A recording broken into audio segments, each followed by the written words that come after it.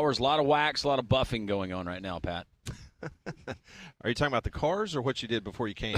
No, that wasn't me. That was that weird guy in the parking deck.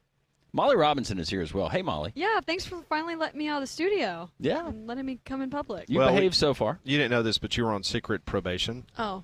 And so Conrad had turned in some information that became kind of bothersome to me in Landrum, so we had to go through proper channels to make sure you can come back out. Well, thank you. So welcome back. The investigation is still pending, but hopefully everything is cleared. Yeah.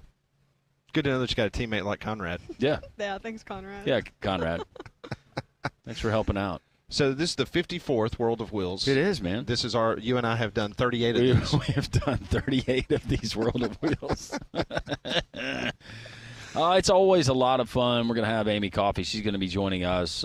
She and her family, they have been a part of this event for many, many years here in Birmingham. What you do need to know is today the doors are going to open to the public at 3 o'clock, run all the way through 9 o'clock tonight. Tomorrow, get an early start, 10 a.m. to 9 p.m., and then on Sunday, as they wrap up the show, 10 a.m. until 6 p.m., you've got a monster truck that is here, and we see it there on that flatbed just ahead of us. Got a beautiful midnight blue. That's the color I'm going to call that GTO, but that thing is pretty. I've not seen the Thunderbird that I'm looking for, and I've not seen the souped-up 1984 Buick Regal that Rob Pate told us about yesterday. I have not seen one of those yet. No, I don't know if we're going to see a Regal. Amy Coffey is going to drop by and talk with us in just a couple of minutes about the schedule for this weekend at the World of Wheels. Wimp Sanderson will join us at the bottom of the hour. In the 11 o'clock hour, we're going to take all 16 teams from this previous SEC football season, and we're going to give them a grade. So each one of us was assigned 4 schools. It was a blind draw, and so we drew them out of a hat, and so each of us, we have 4 schools that we'll give a quick thought or two about why we gave them the grade we gave them for the season. And Molly, the 3-man front Twitter poll question of the day has to do with not only the teams, but overall in regards to the league itself. Yeah, so Pat pretty much said it. What overall letter grade would you give the SEC for the 2024 football season? B, average, C, below standard, D, only 3 college football playoff teams, or F, no title equals failure. And right now winning, 59.3% of the voters voting for C, below standard, 29.3% saying B, about average, 7.2% saying it was an F, no title, so it was a total failure, and 4.2% saying D because there's only 3 teams in the playoff. I gave it a C. It was below our standard from the Southeastern Conference. I also gave it a C. Mm-hmm. Well, what's interesting, though, you look at the SEC in basketball, and just from top to bottom, for the most part, how strong it is. I wonder if some people or people would vote the same way if right now it kind of holds true. You got Auburn, Alabama there at the top, and then you have some really good teams like a Tennessee who is already staring at what now? 3-4 conference losses? I mean, quality teams, but that's because of the competition. I do think that it's different than this past season in the SEC when it came to football, because you had programs that I felt like, and this will be reflected in some of my letter grades. Ooh. Given what they had coming into the season, the new schedule, and it was carved out for them. And this goes on to the teacher of each of those programs. So it all falls at the head coach's feet. Wow. That sound means there's breaking news here on the show. For more, here is Patrick Delanour Smith. Patrick. How did you know my middle name was Delano? Named after FDR. That's crazy. We do have some breaking news, folks, and we told you about this yesterday. Remember, I told you that the Utah Hockey Club was asking the fans to vote on 3 names, right? Remember the names? The Yeti, No, Yeti was Mammoth, the Mammoth, Wasatch, and the Hockey Club. And the Hockey Club, yeah. Well, I can tell you right now that they have announced that Wasatch has been eliminated. Okay, good. And they have put Outlaws now in as a potential. So now you're still voting on 3. If you're in the Salt Lake City area over the next month, you can get by a game and you can go vote on an iPad. So it will be the Utah Hockey Club, the Mammoth, or Outlaws. That's the 3 finalists. Man, we're the Mastodons. Come on. Well, you shared a very interesting fact when you learned about Mastodons yesterday. Yeah, the nipple teeth. He just says it with such He authority. does. My pastor was actually listening yesterday. He thought that was funny. I asked him, did you enjoy any other part of the show? He said, no, just the part that Conrad was talking about, nipple teeth. I'm glad that I can make a fool of myself for other people's enjoyment. Oh, but Brings it a was smile Josh to in my face. Huntsville that had the great text that came in. He said, don't you hate when you get food stuck in your – yeah. Anyways. So that was a little breaking news to start your Friday. Yeah. Wasn't expecting that. Mammoth. I feel good about Mammoth. I like Mammoth. Yeah, I think it will probably That's my be Mammoth. favorite of the running. We've already come up with promotional stuff, Yes. stuff that can help them serve the big. That can be the venue, the franchise that has just crazy drink sizes, like 5-gallon buckets of drinks. Conrad, I think you need to send a couple clips to the Utah Hockey Club, and maybe, just maybe, they can send us some sweaters, some coolers. They're like, man, outside of Utah, our biggest fan base is the Is it- greater Birmingham metropolitan area. That's kind of odd. I wonder why that is. They can hook us up with some swag. Yeah, and then when the Predators and the Mammoth play each other in Nashville, we can go up there. And Well, the There you Mammoth, go. they need to get one of those giant heads that the Predators have so they can skate through a Mammoth. And they play tonight, by the way, the Utah Hockey Club. Do they? They play the Blue Jackets. Home game. What was For Utah. What was you didn't watch Sesame Street? That was way before your time, right, Molly? Did you watch reruns of Sesame Street? I did it like when I was really little. Was Snuffleupagus, was that a mammoth? I think so. Yeah, seems right. Okay. I hadn't thought about Sesame Street in a long time, but But all of a sudden you started thinking of Snuffleupagus. yeah, There he is that a Yeah. mammoth? It's Man, actually a that's- mastodon. Maybe. Why are you so just affixed to that? He I learned really something is. new, Pat. I gotta scream it from the mountaintops. Did you use that on Paige last night? Did you hit her with some of that knowledge that you learned and educated us on the show yesterday? No, I did not. I'm saving that for tonight. Oh, okay. Say no more. Yeah, it's Friday night. Casanova Conrad. Yeah. Speaking of last night, I know we don't spend a lot of time talking about women's college basketball, but Vandy's Michaela Blakes, what a night she had. She breaks the SEC NCAA freshman scoring record with 53 points against Florida. She was 16 of 24 from the field, 16 of 18 from the free throw line. She also had 3 rebounds, 2 assists. Vandy won the game against Florida 99-86. She's a 5'8" guard. She's a 5-star recruit. She's a freshman. 5-star. She is 4th in the conference, 21 points a game. So the previous NCAA freshman record was 51 by Southern Cal's Juju Watkins last year. The previous SEC record was 51 by South Carolina's Jocelyn Penn in 2003 and Tennessee's Patricia Roberts in 1976. So she is the only freshman in Division I with multiple 30-point games this season. So she put on a show last night. What's the likelihood 53 that she's points. been reached out to? And she probably had a deal in place, but reached out to by a business, by a company after making these kind of headlines. I would think that the NIL situation, probably like right after Diego Pavia did what he did against Alabama, maybe not to that extent, but I think she definitely got some opportunities. Oh, Ice Cube's probably already offered her a spot in the Big Three if she wants to go and join that. Probably right. Heck, maybe the NBA's asked her to come shoot in the 3-point contest since Caitlin Clark won't do it. I don't know. You think Just Caitlin's saying. on the fence? Is she going to decide to do that? I saw with the Fever just picked up someone that's going to be joining that squad. You know, I get the newsletter. That breaking Still news: waiting the on the Indiana jersey. Fever pick up somebody. Yeah. Yeah, can you look that up? Can you look anybody. that up, Conrad? Yeah. Who am I talking about? But speaking of NIL and true NIL, because we hear about these NIL deals with this guy, he's making this, but we never really know the company. I know that they had the blurb about it, but Jackson Dart, whatever jet service that he uses as part of his NIL, I couldn't tell you who that was. Do you guys remember? No. Did I it don't. resonate It was with you? it was the same one that Carson Beck had. Well, I'll tell you, Landrum, Natasha Howard signed with the Fever. Okay. That's who it was. There you go.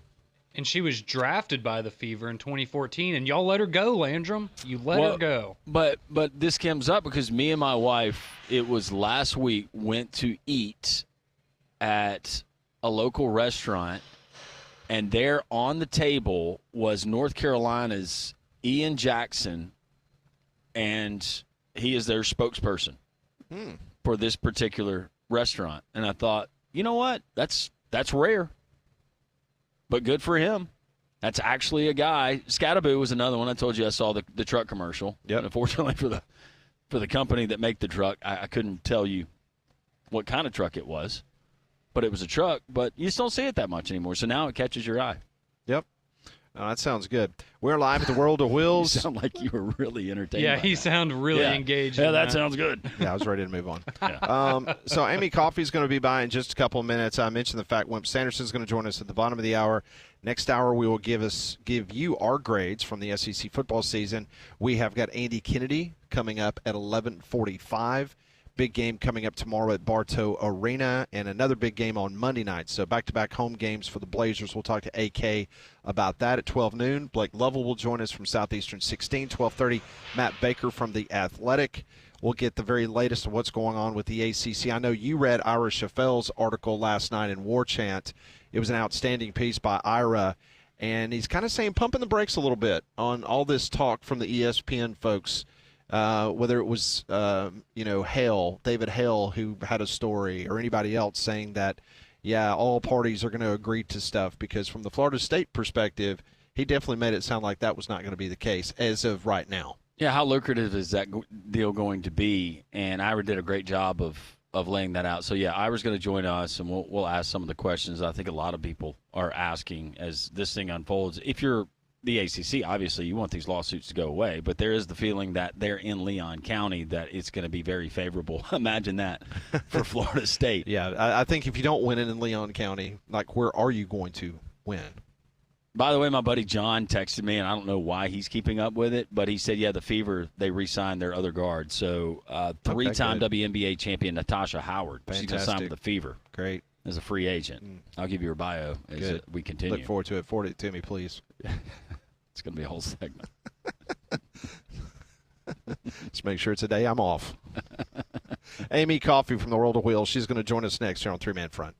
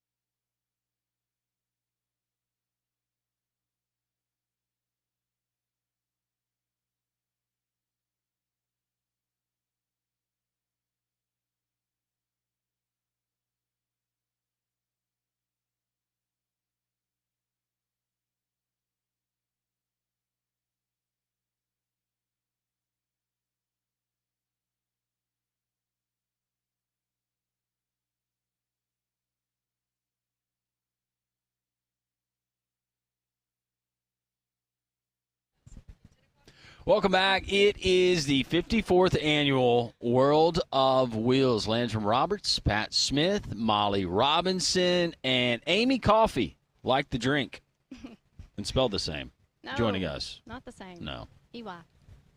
EY. That's right. Give it to him. Yeah. Hey, Is it two F's? Yes. Okay. See, that's what happens when you start dealing with over-the-mountain people. Because me and you, Hupp and Vikings, go Vikes. Go Vikes. I know, and, always have to deal with this at work all the time. Amy Coffey, and that's an EY, not E. How did John Coffey in Green Mile, how did he spell his name? That was the EY. reference I was going Not for. sure. She is head of PR and marketing. Thanks for having us back. Yeah, thank you for This coming. is awesome. The doors are going to open at 3 later on today for the public, and until 9. Get an early start tomorrow, and then Sunday wrap up the show. But we were talking before we came back from break, and you said that there's a couple cars in here that are valued at over $1 million. Yes. Goodness, do they drive these cars? Are those cars? Do you think those cars have Those are ever back been on driven? trailers, right? They are yes, they're probably trailered in, I'm sure. Yeah. And they're back in the South Hall for the Supercar South Hall. So there's a lot of new cars back there that have never been here before, and we're very excited about that addition to the show. Well, every year we're here. I mean, Landrum and I, we walk around prior to the show, and we're always blown away because just the craftsmanship and what people put into. I wish I had the time to have the type of hobby, because this is just every year I'm just blown away by what is brought in here and for people to take a look at, because it is just an incredible sight. It is. They're gorgeous, and under these lights, they're just sparkly, very pretty. Are you a gearhead? Is that what they call it? That is what they call it. Okay. And no, I am not. You're not. But you I have a like cars, history. though, Your and I brother's appreciate involved them. with this, and your dad Yeah. he owned this. So kind of take us through the history of how all of this got started here locally in Birmingham. Yeah. Well, my dad has always been involved in cars. He was in car clubs in the 70s, then got involved in the car shows through that, and then ended up buying into the car shows in the 80s, early 80s, with a partner, and then he bought his partner out, kept buying more and more shows, and then it got to a point where it was like, okay, we need to kind of scale back now. It was just so much. So he sold a few of the shows off, and now he then sold the show to my brother, and so he runs the show now, and I do all the marketing and PR. And we have the Birmingham show, and then first weekend in January we have a Chattanooga show, and then we also have beach shows in Orange Beach at the wharf. Yeah, so outdoor shows in the spring and April, and then again in September. You So probably those are get a lot outs- of volunteers for the beach shows, don't you? Yeah, So you said those are outside shows. yeah, Okay. yeah, Very, very cool. yeah. For folks that are coming down here, and as Landrum brought it out, 3 o'clock today is when the doors open up. And then, of course, Saturday it's 10 to 9.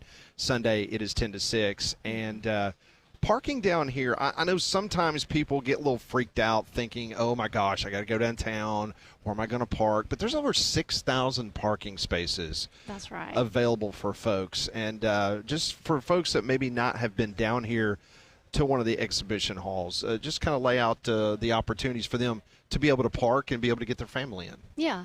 Well, there's the silver lot that they call it. It's the underground parking, of course. Then there's, on 19th Street, there's some just gravel lots. There's parking in Uptown. There's parking decks.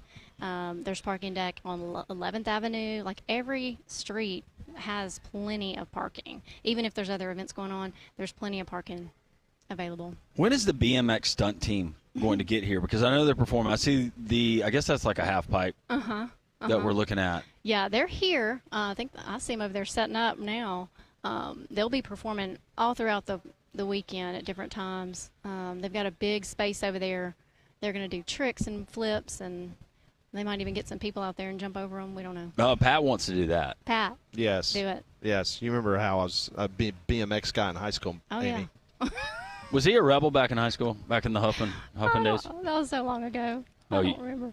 That is a nice way of saying yes, he was. No, I was not. No, I'm not. We were all good Yeah. folk Yeah. back then. That's right. We didn't cause any trouble, did we? No, No. not at all. I don't believe that. Unlike you people over the mountain. I don't believe that. Not one bit. Yeah, whatever. In regards to some of the activities, Yeah. just kind of give us a rundown, because I know it's so family friendly. Yeah. And I've already talked to some folks that are literally getting off work this afternoon, grabbing the family, coming down here, grabbing a bite to eat, and coming down tonight. So just kind of set the stage for the weekend of what families can experience. Well, if they're a wrestler fan, we have a wrestler on stage tonight, meeting and greeting people. Christian Cage is the wrestler. He'll be here at 5. And then tomorrow we have a guy, Bill Carlton. He has a show called Texas Metal on cable, if you've seen that show. He'll be here. And then Sunday from The Office, we have Oscar from The Office. Oscar. Office was a great show, was it not? It was. I really liked it. Yeah, it was a really good show. I was reading through, I was telling them, and it's you got to be careful what you read. I actually got really excited. It said live TIG, and I thought it said wedding, like somebody was going to get married, but it's welding.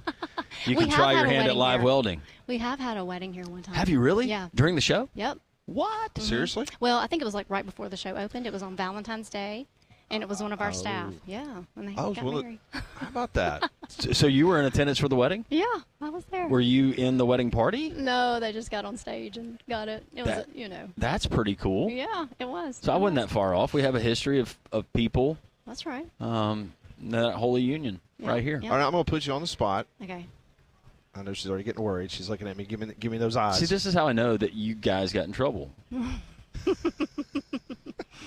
Of all the people that you guys have brought in some just fantastic people, whether it's actors, athletes, music stars, whatever the case may be. Who was your favorite?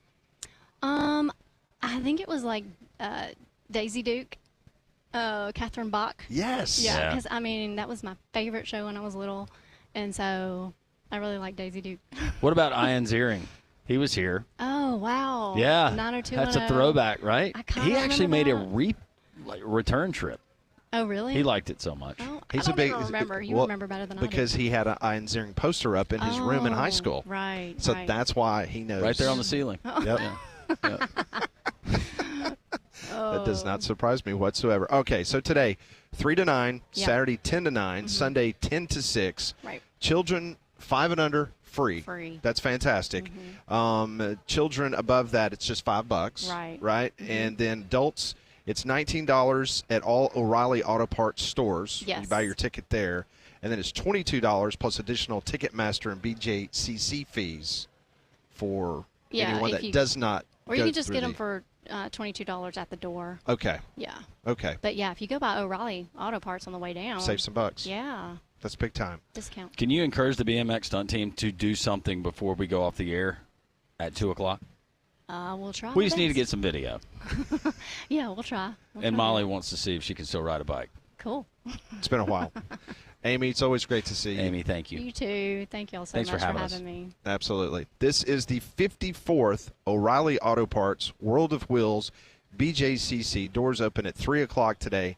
Open until 9 tomorrow, 10 to 9, Sunday 10 to 6. Come by and just check this out. It is one of the events you need to be a part of each and every year here in Birmingham. We're back on Three Man Front. This is Jocks 94.5.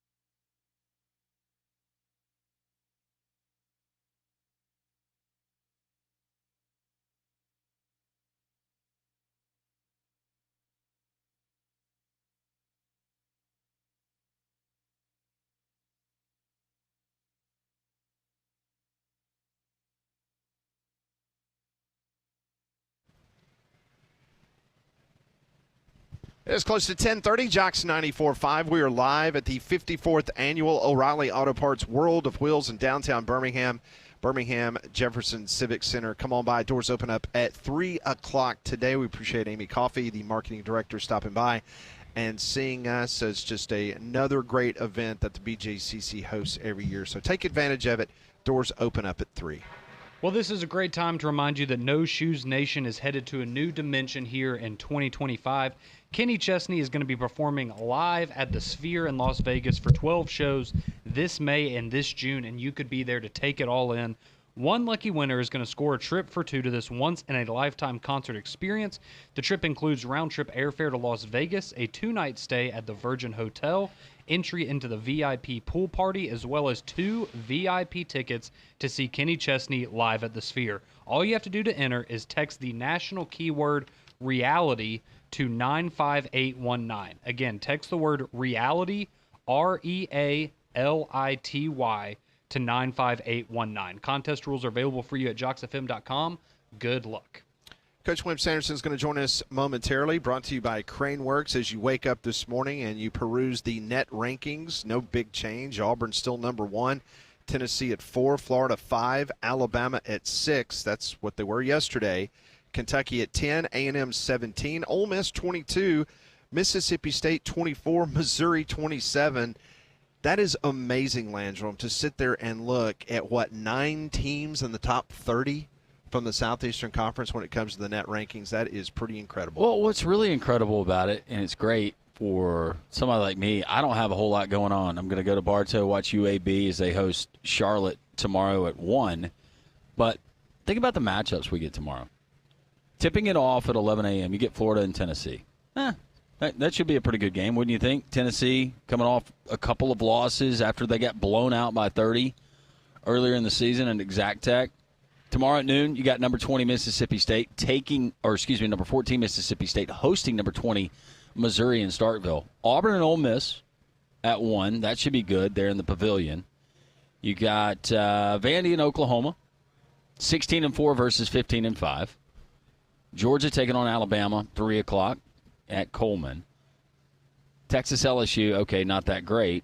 Arkansas and Kentucky, that'll be a fun way to just the matchups that we get in the SEC this year. Just from the fan experience, even if you're not a diehard SEC fan, it's great. Love it. Wish we got this every year. Maybe we will. Maybe it's the start of a trend.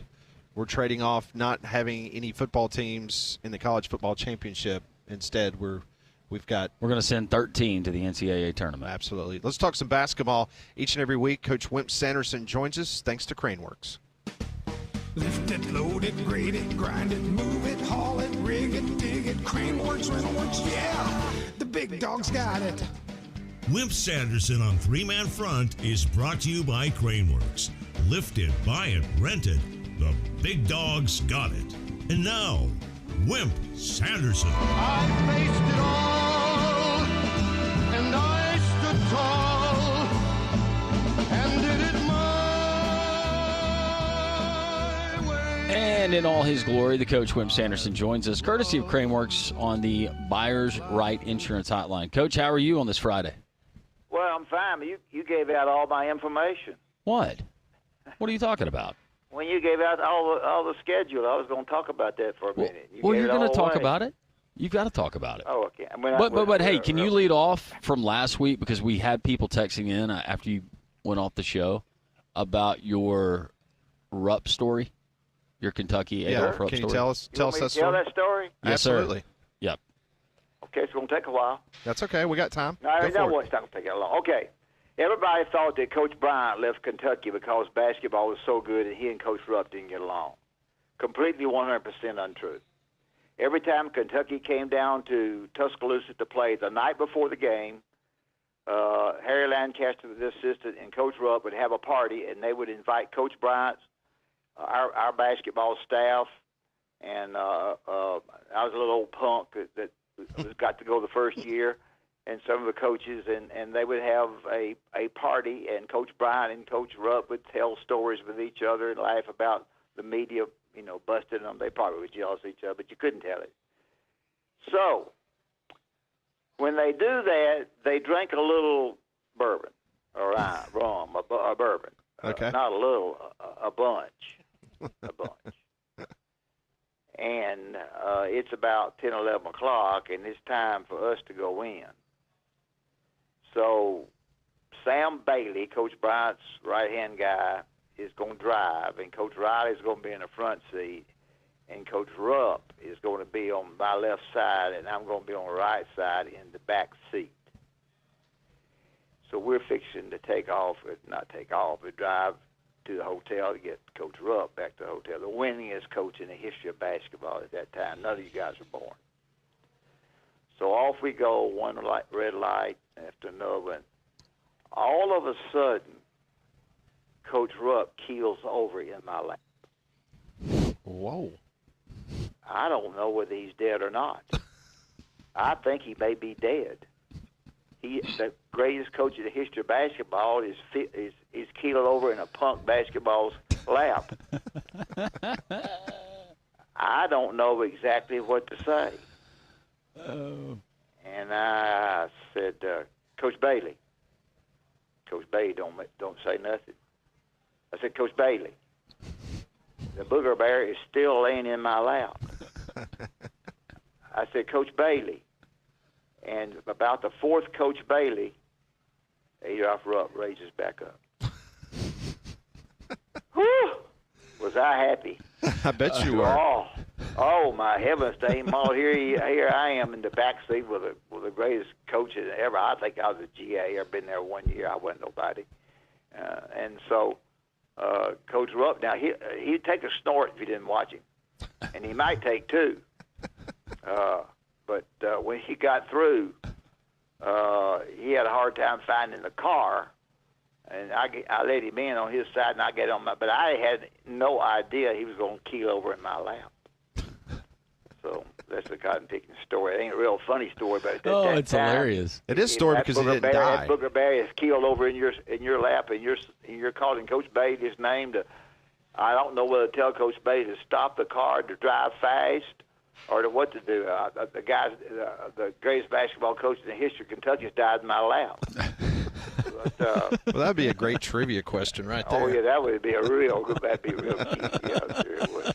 I bet you I'd win every bar bet moving forward. You goobers, but y'all great day in the morning.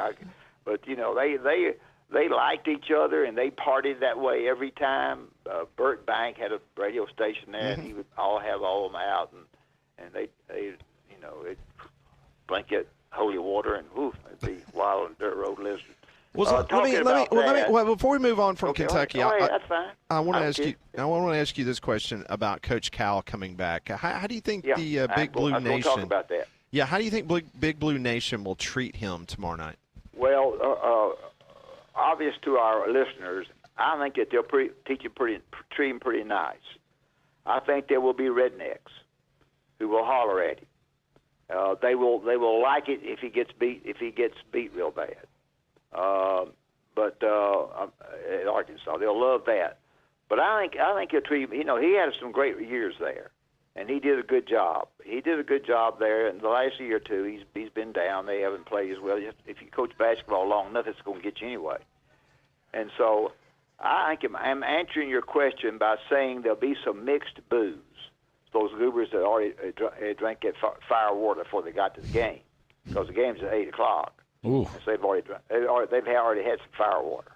So, but there'll be a big crowd applaud him. And one of the other reasons for that is that they think they're going to beat the crap out of him.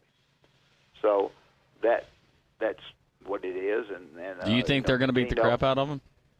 Out of Arkansas? Yes. Oh yeah. Okay. For entertainment purposes, I wanted to get your opinion on that. They'll knock them naked, hide their clothes. They'll beat them bad. So Arkansas is not very good. So anyway, that's what I think will happen. There's always somebody that didn't like. There's always somebody that doesn't like you. And the more you lose at the time when you think you should win, and the more winning you have means when you do lose, then you're worse than ever. you're really bad because you had won at one time, won a national championship. I think they had won. I forget how many games and all that kind of stuff. And Rick Pitino had said that he hoped that the Kentucky fans, Rick's got a lot of followers and a lot of them don't follow him, that he hoped the Kentucky fans would treat him in a nice manner. And I have a feeling they will, to answer your question. So there we are. We've got the SEC basketball should be very, very interesting. We've got a lot of teams. We've got 12 teams, y'all, with 3 or more losses after 7 or 8 games. Good gosh, from Gordo. 12 teams with 3 or more losses after 7 or 8 games. That's unheard of. We've got, of course, one team that hasn't won at all, and they're not as quite as bad as you think. And then we've got Alabama and Auburn at the head of the pack. Alabama, I said, and so you can get me on this one, I said they would probably be 4-2 with the 6 games they play. I'm dead wrong. They have already been to state. They have already been to Kentucky, and they have won 2 big road games. They have to go to Auburn. That'll be a tough game. I don't know who's going to win, so you never know there. But they have Kentucky and State back home, so that's a plus for them. And they have Auburn at home. So they're going to do fine, and they've lost 1 game in the league, and they're at the top of the league with Auburn. Auburn has not lost. They're darn good. They were very fortunate to be able to go off a week, have a week's rest before they played Tennessee at home after the big kid got hurt. That was good for them. So they've gone to Georgia and won. They got to play Ole Miss tomorrow. Ole Miss will be hard to beat. They'll probably be a close game. And then, of course, they got the 2 games with Alabama. So if you're looking to try to see who is going to win the SEC round robin, I say this every Friday on the show, but sometimes you got new listeners. 13-5. No, not 13-5. 15-3. Pardon me. 15-3. 14-4 will win the league. The league is good. I don't know. I'm interested to see if the NCAA, when they get in the NCAA, with all the teams y'all say they're going to have in there, if that's going to be such that they're going to play some teams that get that many teams in the SEC to the Final 16 or to the Final 8. The leagues around the country are not quite as good. ACC has gone south. They've got Duke is very good. North Carolina's not very good. A couple of teams are pretty good. Miami's 0-10. You go to the Midwest. There's a couple of them pretty good. The far west, they all gone. Oregon, all those guys have gone to the Big Ten. So I don't even know who's in what league. But I think it'll be, you'll be able to say how good the SEC is if they got against the best teams they could get in the NCAA tournament, and the 4 of them got a long way. If you say 13, I say 10 or 11. Go ahead. Coach, I wanted to ask you, is it a situation with Mark Sears over the weekend, what happened in the LSU game? Do you think that was being overblown by fans and those of us in the media, or do you think that was well-deserved, just the conversation about what we saw in that first half, not only from Mark Sears, but from a couple other players on that roster? Well, I think Nate Oates handled it well. I think he didn't run anybody down. He just says, you've got to play the way we need for you to play for us to be successful. It goes from the worst player all the way to me as a head coach. I think he handled it okay. And whatever he didn't like about the way Mark played the first half, then he decided that personality-wise, the way his personality was right then, or attitude was, and the way he was playing, he felt like he needed to sit. And I think that's fine. I think I said Robert Ory for the first game of the SEC tournament in Nashville against Vanderbilt, and we played Florida, and we were 17 down to half, and we won the tournament. We went in the dressing room. Everybody was mad at everybody, and I was mad at myself. I said, why in the crap did I do that? And I had already done it. And we came back and beat Auburn the next game, and beat the crap out of Tennessee, won the championship. But you're trying to get a hold of your team, and I think sometimes that helps.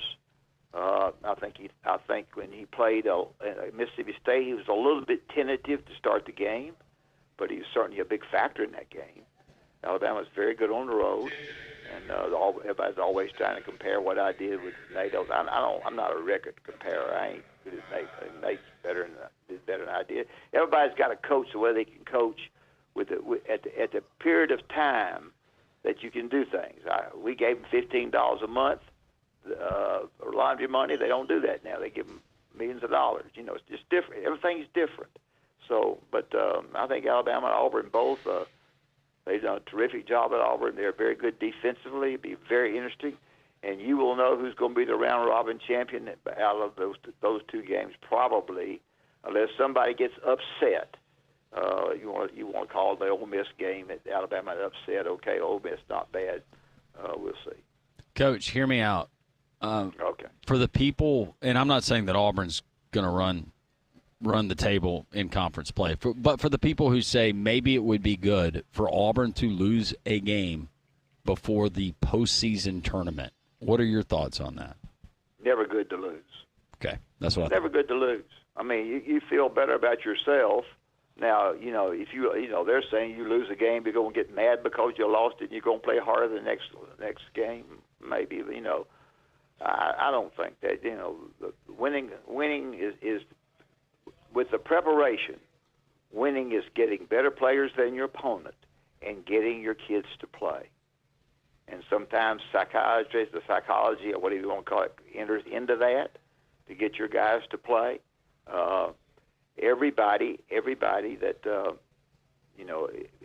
every game counts the same. One win or one loss. And so I won't lie to you.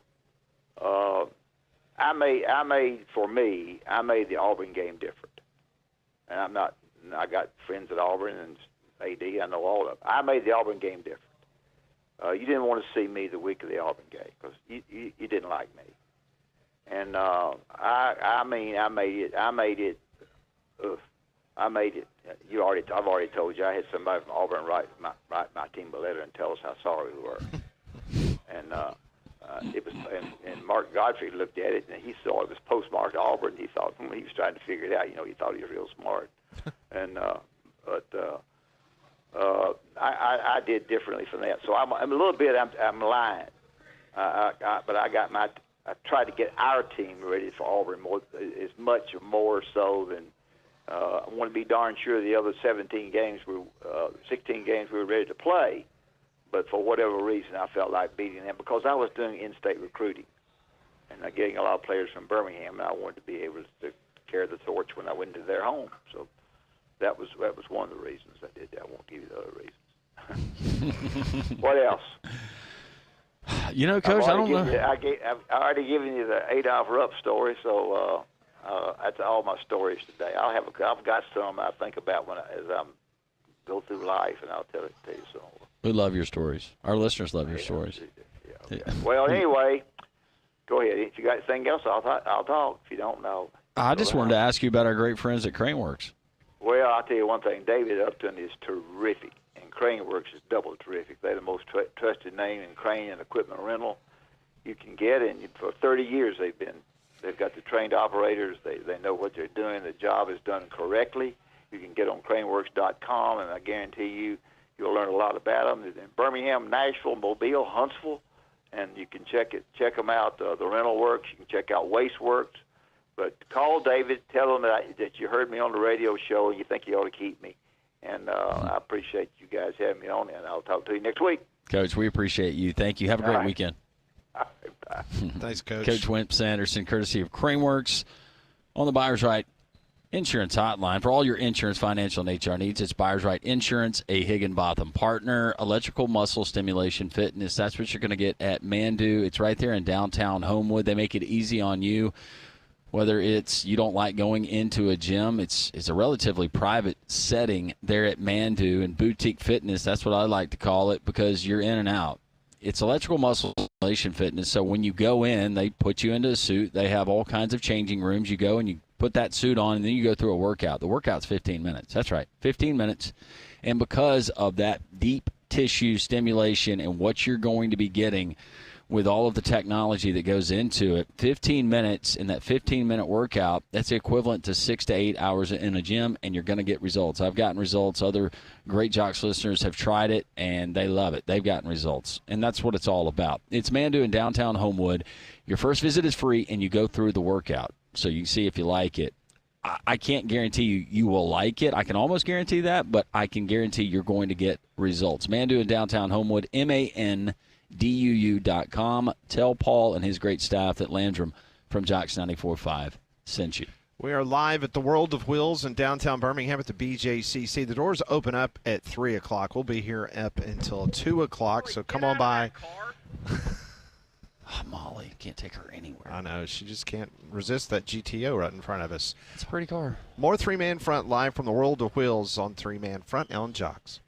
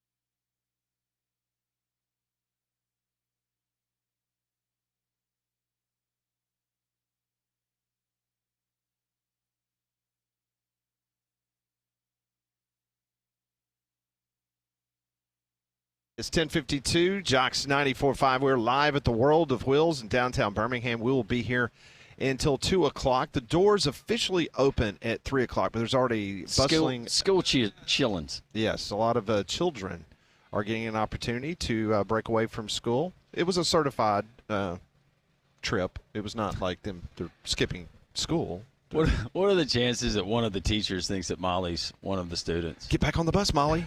Molly, what We've got to go. We got to get back. How much you want to bet that happens today? Oh, it's definitely going to happen. Yeah, I mean, she was like carted in Turkey this summer, and Thought I was 14 on a flight coming You know back what? from L.A. Enjoy it. No Enjoy kidding. it, sister. I no do. kidding. Water can find its way into crawl spaces. It brings dangerous mold, mildew, and wood rot to your home, but APS can help you today. Call them, 205-951-9717. You see their vehicles all over Metro Birmingham because they're out helping the homeowner, because, that crawl space can be a problem if it's not been properly encapsulated. So that's why the APS crawl space encapsulation system, it can stop that water, keep the pests out while lowering your energy costs.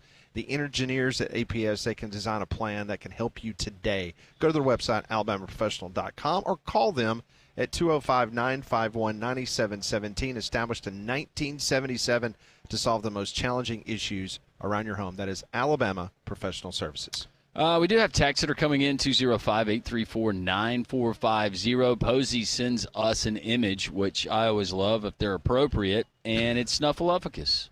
Huh. Snuffleupagus doesn't have the tusk. Going back to the Mammoth, that's still in the running for the Utah professional hockey franchise. They have dropped the Wasatch, which I thought would be a problem anyways. It's not super catchy. Well, I thought the only way that could win is if they had the alliteration of a Yeti, because Yeah. I think they wanted to use Yeti, but since the cooler company was not going to acquiesce with that request, they decided to move on. Fat Joe, thank you, man. You just can't let it go, can you? You cannot let it go, Fat Joe. And we've had this conversation in person, and I like you, but you will not let it go. And that bet has been settled, but I'll read your text since you took time. I wonder if Landrum would make the deal if the Fever wins the WNBA this year. He'll get Caitlin Clark's image tattooed on his other butt cheek. See, that's a new bet though, so that's perfectly fair.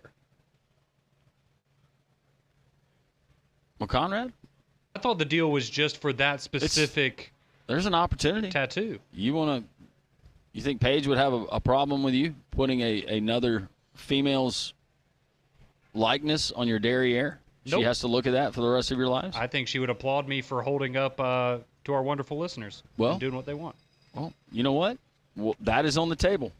We will add that. Molly, write it down. Oh no, not for me. I mean, No. I don't. No. That's going to be part of one of your bets. One of your silly bets that you don't think about before you make it. Nope.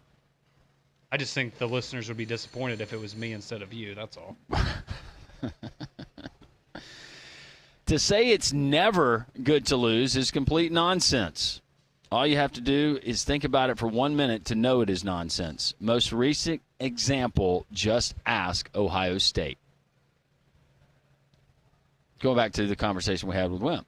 Yeah. And I asked him, you ever think it's good to lose a game?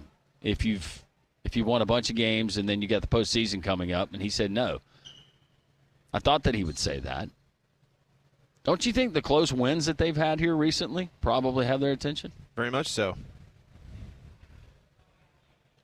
Then, hey, guys, some of my players from Talladega High School soccer are there. Good kids. All right, sweet. Very cool. Well, tell them to come by. Pat played a little soccer back in his day. Now he just bets on it. I did not. And I've never – well, I'll take that back. About World to say, Cup, Pat, be World careful Cup. there. World Cup. Yeah, it was World Cup. Yep. The half pipe is being constructed. The BMX freestyle Molly's been high spending flying a lot of time acrobats. over there. They're going to be performing. You can check out the social media that Molly's going to be putting out throughout the day at the number 3 man front on Twitter. You can vote in our daily poll as well as Instagram.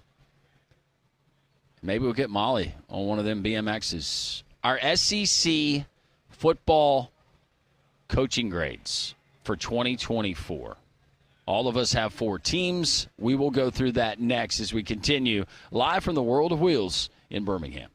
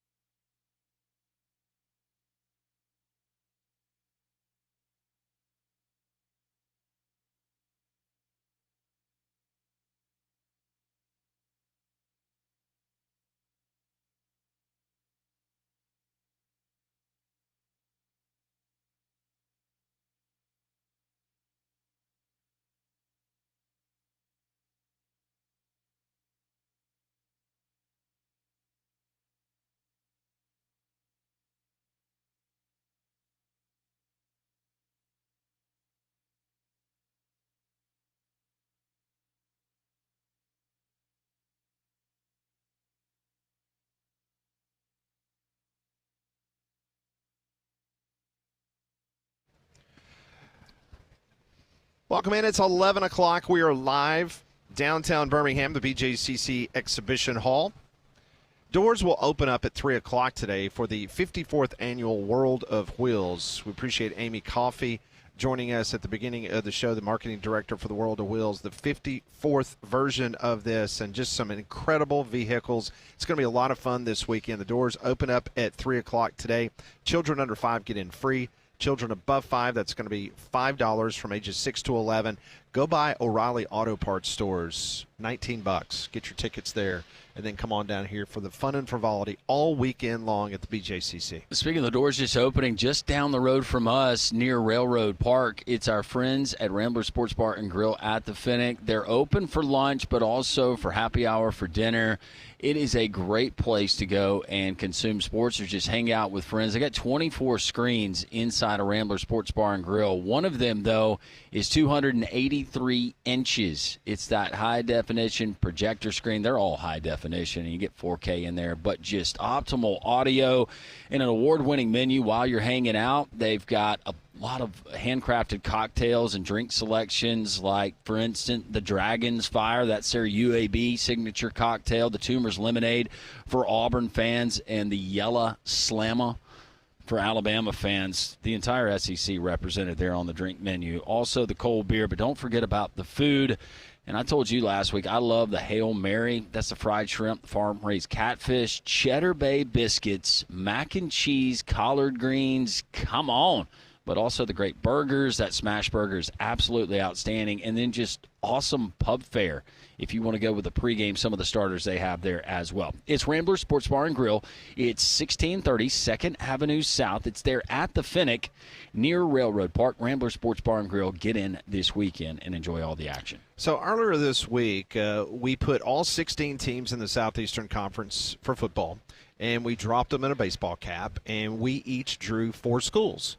And then the goal of this exercise was to give grades for each individual school based on whoever we drew. So you want to start first, Langell? Yes. Just pick one of your 4 teams that you got and have at it. Well, grades, you would expect that this particular coach and the team that he coaches would excel in the classroom, and that they did. I will start with one of the teams that I selected, the Vanderbilt Commodores. Yay! They finished 7-6 on the season. Vandy beating Alabama and Auburn in the same season. I don't care about the circumstances. That's a win, so we put that in the positive column. 3 of their losses to Texas, LSU, and Missouri were by a field goal, touchdown, and field goal respectively. Lost the last 3 games of the regular season. Docked them for points there, but they answered the bonus question correctly with a win over Georgia Tech. Just down the street in the Birmingham Bowl. Clark Lee, you receive an A for 2024. Congratulations. All right, I had the Kentucky Wildcats and Mark Stoops, and Kentucky's upset of Ole Miss on September 28th kept the Rebels out of the playoffs and kept me from giving Stoops an F for the season. The Ole Miss win was Kentucky's final win against an FBS opponent in the season. And just think, he almost became the Texas A&M head coach. Remember how close that came. The offense was abysmal in Lexington, ranking 119th in scoring. Brock Vandegrift was awful. What if Kentucky would have beaten Georgia, though? No, seriously. No, he was awful. Would have been crazy. I mean, if they would have beaten Georgia, what would have happened for the rest of the season? We'll never know, of course. The 4-8 record for Stoops is the worst since his first season in Lexington when he was 2-10. So with that being said, D-. D-. All right, I guess it's my turn. For my first team, I'm going to keep them short and sweet because I'm going to start off with the Mississippi State Bulldogs. Because let's be honest. Why did it take you long, did it, Molly? With Mississippi State, there's not much to write home about. I mean, you went 2-10, you went 0 in the SEC, and you lost to Toledo. When you look back at their schedule, yeah, you beat Eastern Kentucky and the UMass Minutemen. But other than that, there's no hope. So hopefully Jeff Lebby and the Bulldogs can have a better year next year and figure out something in year 2. But, yeah, like I said, not much to write home about. So you get an F. I forgot about Toledo. Yeah, they lost to Toledo. That was bad. All right, Conrad, who you got? Who's first up? So my first team is going to be the Arkansas Razorbacks. So Arkansas, they go 7-6 overall on the season. They do cap off their season, as Landrum said. They pass the bonus question. They get the big bowl win over Texas Tech to finish 7-6. The highlights for me, Sam Pittman got to keep his job. I think we're all happy about that. We all love Sam Pittman, but going to be interesting to see how 2025 works out. But Sam Pittman saves his job. Taylon Green at times showed signs of being a great quarterback. Granted, there were other games where he was abysmal, but it looks like you have something for the future there in Taylon Green. You got the big win over Tennessee, easily their best win of the entire season. But unfortunately, that's pretty much where the good news ends for Arkansas. You had the worst pass defense in the entire conference. It was absolutely abysmal. And you're looking there at your 7-6 record and going, what could have been? You lose that game to a horrible Oklahoma State team early on in the season that you should have won. You come up short against Texas A&M, which kind of seems to be a yearly tradition for Arkansas at this point. So you should have had 2 more wins than you did. You had the worst pass defense in the conference. I give them a C+. All right. Next team for me was the Texas A&M Fighting Mary Milkmen. They finished the season 8-5, 5-3 in the SEC. Wins over Florida, Arkansas, Missouri, and LSU. Get a lot of positive check marks from Mike Elko in his first season there in College Station. But 3 straight losses to close the season. That cost the Aggies, in my opinion, a B grade. And losing to USC in the bowl game, that hurt their grade. C+ for Texas A&M. All right, I had LSU. Brian Kelly once said he should be expected to contend for a national championship in the 3rd season, but in fact, LSU missed the playoffs after hiring the most expensive defensive coordinator in college football. Narrow wins against South Carolina and Ole Miss prevented a full-fledged disaster down in the Bayou. Kelly usually hits his high water mark in year 3 of a program. He was undefeated regular seasons at Cincinnati and Notre Dame in year 3, but that did not happen at LSU. Losses to Texas A&M and Florida were frustrating for the fans, particularly the struggles for quarterback Garrett Nussmeier, who turned into a turnover machine, especially against the Aggies. LSU, C-. All right, for my next team, I'm going to grade the Oklahoma Sooners. You know, it's your first year in the SEC, but fortunately you go 2-6. But hey, you can join Vanderbilt as you are co-joint Alabama state champions because you beat both Alabama and Auburn. You know, you started off 4-1, but of course you ended off with the 2-6 skid. And you know, you're no longer in the Big 12. You're kind of playing with the big boys of the SEC, and you had to watch your Red River rival go in and, I don't want to say run the table, but they did make it to the SEC championship game. You saw them make the playoff, make it past the first round, then they go into the semifinal. And plus you had some lopsided losses against, you know, your Red River rival Texas, South Carolina, and LSU. I mean, Jackson Arnold on the quarterback play was inconsistent. The offense was abysmal. Plus, Navy beat you in the Armed Forces Bowl. You get a D. There you go. Conrad. The next team up for me is the Florida Gators. So they go 8-5 on the season. One of the highlights for them, the way that they handled that November schedule. Florida State not as good as we thought, but they finished the season on a 4-game win streak. You get the win over Tulane in the bowl game there. Billy Napier gets to keep his job just like with Arkansas, so you certainly get bonus points for that. DJ Lagway looks incredible. Looks like he is one of the next great college quarterbacks, so you have a strong foundation for the future, it looks like. Unfortunately, though, you gave up the 2nd most total yards per game in the SEC. The defense certainly lagged behind at times this year. You should have beaten Tennessee in that game that ultimately went to overtime, and you lost 23-17. But you get to 8 wins. You say Billy Napier. You have the quarterback of the future. That, to me, is a B+ grade for the Gators. My next team that I drew was the Texas Longhorns, and given everything that they were promoted to be for the start of the season, you combine that with the schedule that the SEC so graciously gave them in year 1 as opposed to Oklahoma and Brent Venables. Wins over Mississippi State, Oklahoma, Vandy, Florida, Arkansas, Kentucky, and rival Texas A&M in College Station. Solid. But to be elite, you have to beat elite. Best win of the regular season, maybe the entire season, was over 8-5 rival Texas A&M. I mean, heck, Hugh Freeze did that. Losing twice to Georgia, once at home, once in the SEC title game without Georgia's starting quarterback Carson Beck playing in the second half. That hurts you. And then wins over Clemson and Arizona State actually keeps Sark from earning a B- or even a C+ in my grade book. Texas, you get a B+. B+. I had the Missouri Tigers. You know, it's a testament to Drinkwitz that Mizzou fans were left a bit unfulfilled even though they had a 10-win season. The Tigers didn't entirely cash in on the forgiving schedule this year. They lacked a signature victory, but it still logs this into the good season category, though, because you got double-digit wins. Tigers didn't live up to the hype, though, and struggled in road games, losing 2 blowouts to Texas A&M and Alabama before suffering a heartbreaker at South Carolina in mid-November. The Tigers were incredibly talented on paper, but not on the field. Nate Knoll just did not quite live up to the running back expectation. Neither did Luther Burden. Did not meet those lofty expectations. Because they got 10 wins, it can't be a C, and it most definitely can't be an A, so I gave them a solid B in Columbia. All righty, let's head down, or I guess let's head over to Rocky Top, Tennessee. You know, you won every game we were expected to, except obviously you fell to Arkansas and Fayetteville, and you lost to Georgia, but I don't think anyone expected Tennessee to beat Georgia this year. You know, for Tennessee fans, you could mark this as a successful year. You know, you get to see the future of the offense under Nico. You had a stellar defense. You made the first ever expanded playoff. You know, unfortunately you lost, but, you know, you lost to the eventual national – I mean, you got your butt handed to you, but you lost to Ohio State, who eventually went on to win the whole thing. And, of course, you beat Alabama again at home, and you didn't have to wait another 16, 17 years. I'm going to give Tennessee a B+.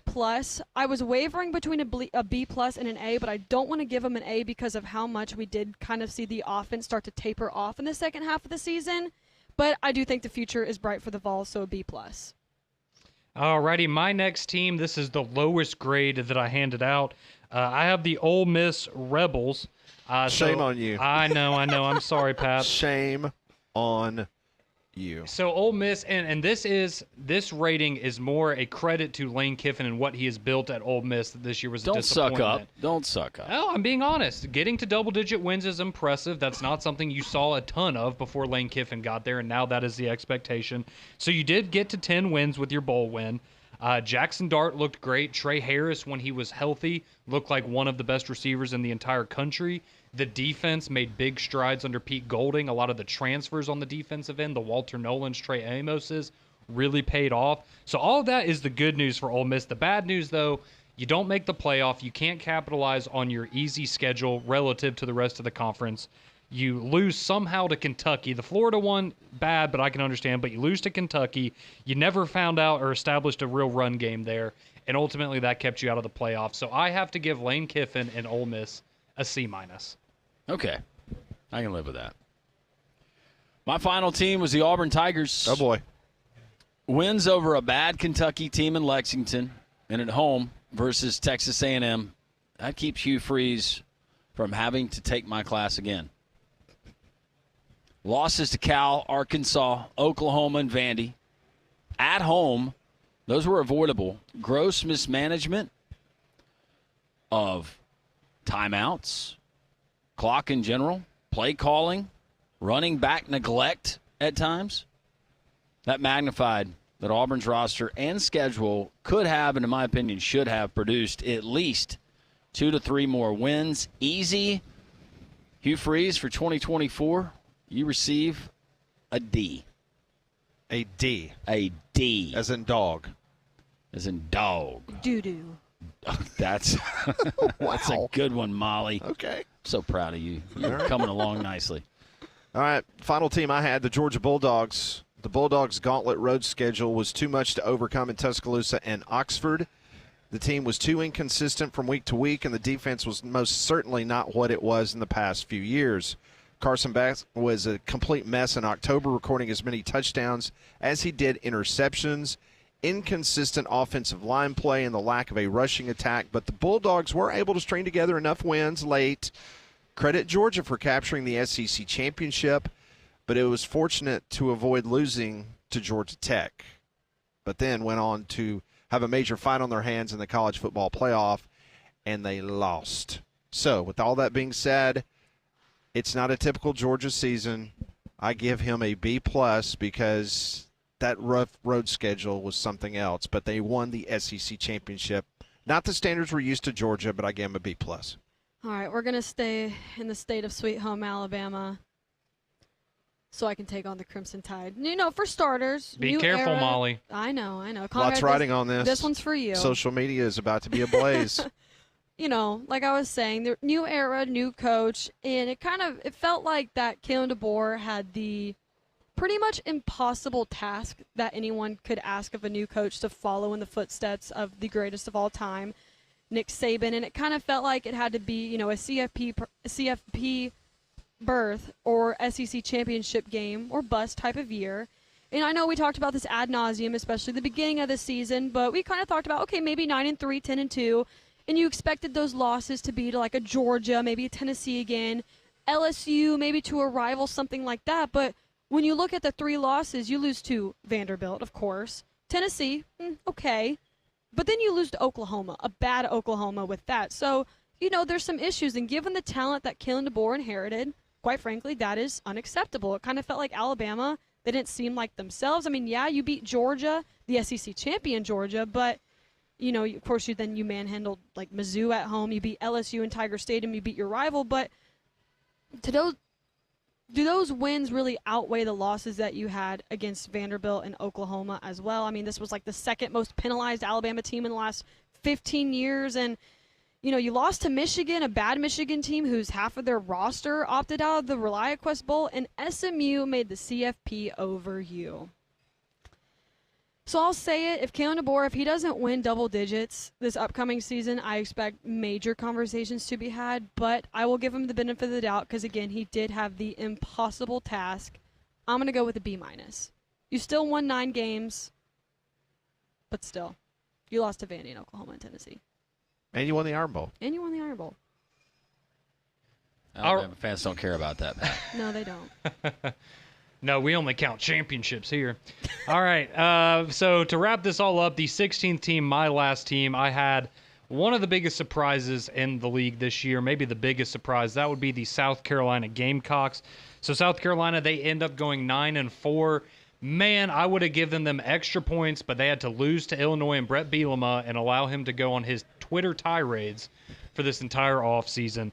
But besides that, you greatly exceeded expectations. I don't think anybody saw South Carolina looking the way they did this season.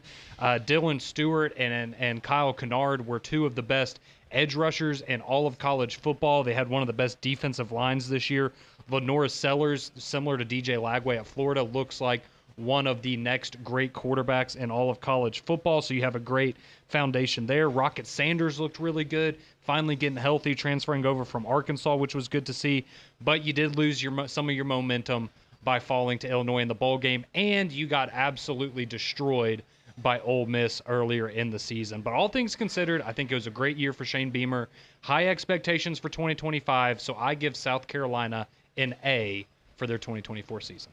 All right, let us hear from you on the text line if you agree, disagree, especially with Landrom's D- for the Auburn Tigers and Hugh Freeze. It was just a D. Oh, it was a D? Yeah. Okay. Oh, yeah, I gave Kentucky a D-. And you gave Alabama a B-. A B-. A B-. Okay. Love to hear from you on the text line, brought to you by courtesy GMC, 205-834-9450. Mystic Beverage, Blount County, Alabama. That's where they make this delicious sparkling water. It is sparkling water that is infused with various cannabinoids, but I go with the Lift Blend, and it's got the green coffee bean extract, southern berry, and the mango. Those are 2 of my favorites, but the Lift Blend, for example, it's not going to give you like that euphoric feeling. It's going to help you with your focus. If you're either hosting a radio show or you just need to stay alert and it's not the time of the day to drink coffee, or you can do it in the morning. Heck, I crushed 2 of them when I was sitting here this morning before we came into the World of Wheels. You can do it. The Lift Blend, but also the Nirvanic, the High Hills, you've got that. You got the Broadway, which is a nice way to replace alcohol if you're trying to do that or you just don't feel like partaking this evening. It's there at Mystic Beverage. You can find all of their products at your local Piggly Wiggly, mysticbeverage.com. Love the Lift Blend. Try it. It's really, really good. We are live at the World of Wheels. Come on by, and 3 o'clock today. That's when the doors open up. We will be here until 2 o'clock. We will have at the bottom of the hour, well, 11:45 actually, we'll have Andy Kennedy will be joining us from UAB, 12 noon. Blake Lovell from Southeastern 16 talks some basketball. 12:30, Matt Baker will join us, tell us what's going on with the ACC and Clemson and Florida State. All of that on a jam-packed Friday. We're live at the World of Wheels on Jocks 94.5.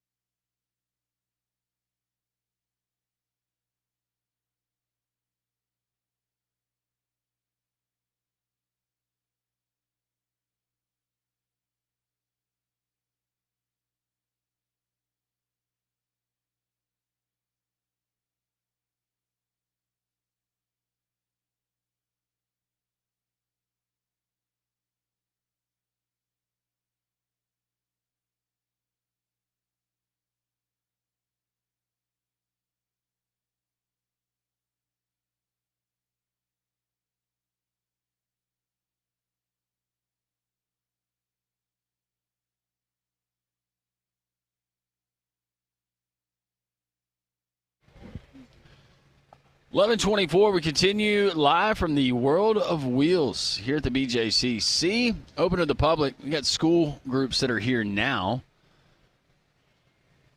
But later on today, 3 o'clock until 9 o'clock this evening, that is when this event officially kicks off. It's the 54th annual World of Wheels. Tomorrow, Saturday, February 1st, 10 a.m. to 9 p.m., and then on Sunday, 10 a.m.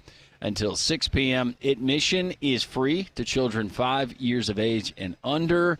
Just $5 for kids 6 through 11. Adult tickets, $19. You can purchase those at your local O'Reilly Auto Parts stores or here in person.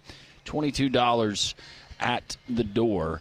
With our friends here at the World of Wheels, we've got the BMX half pipe that's being put together, looking at the monster truck just across the way. Molly has got videos on our social media going out of $1 million plus custom cars. Got a beautiful GTO right here in front of us. The World of Wheels, most of you have been a part of this event before, but it's a lot of fun. Look at some beautiful automobiles, and it's going on all weekend long, and we appreciate Amy Coffey and the folks here at the World of Wheels for hosting us once again.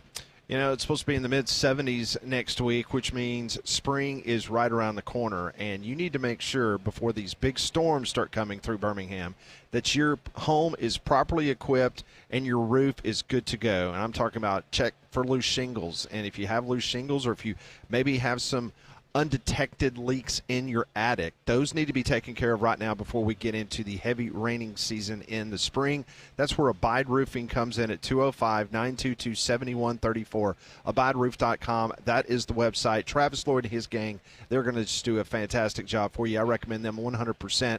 I've had them do things with my home, my roof. I had a full roof replacement thanks to Travis, and he was able to identify what was going on with my home with a leak that was happening. It was going to end up being a bigger problem. So nip that in the bud if you're a homeowner. Make sure that you have the peace of mind of knowing that your home is good to go, especially on the roof with your shingles. Call them today. They're licensed, bonded, and insured. Just a true pro in the industry.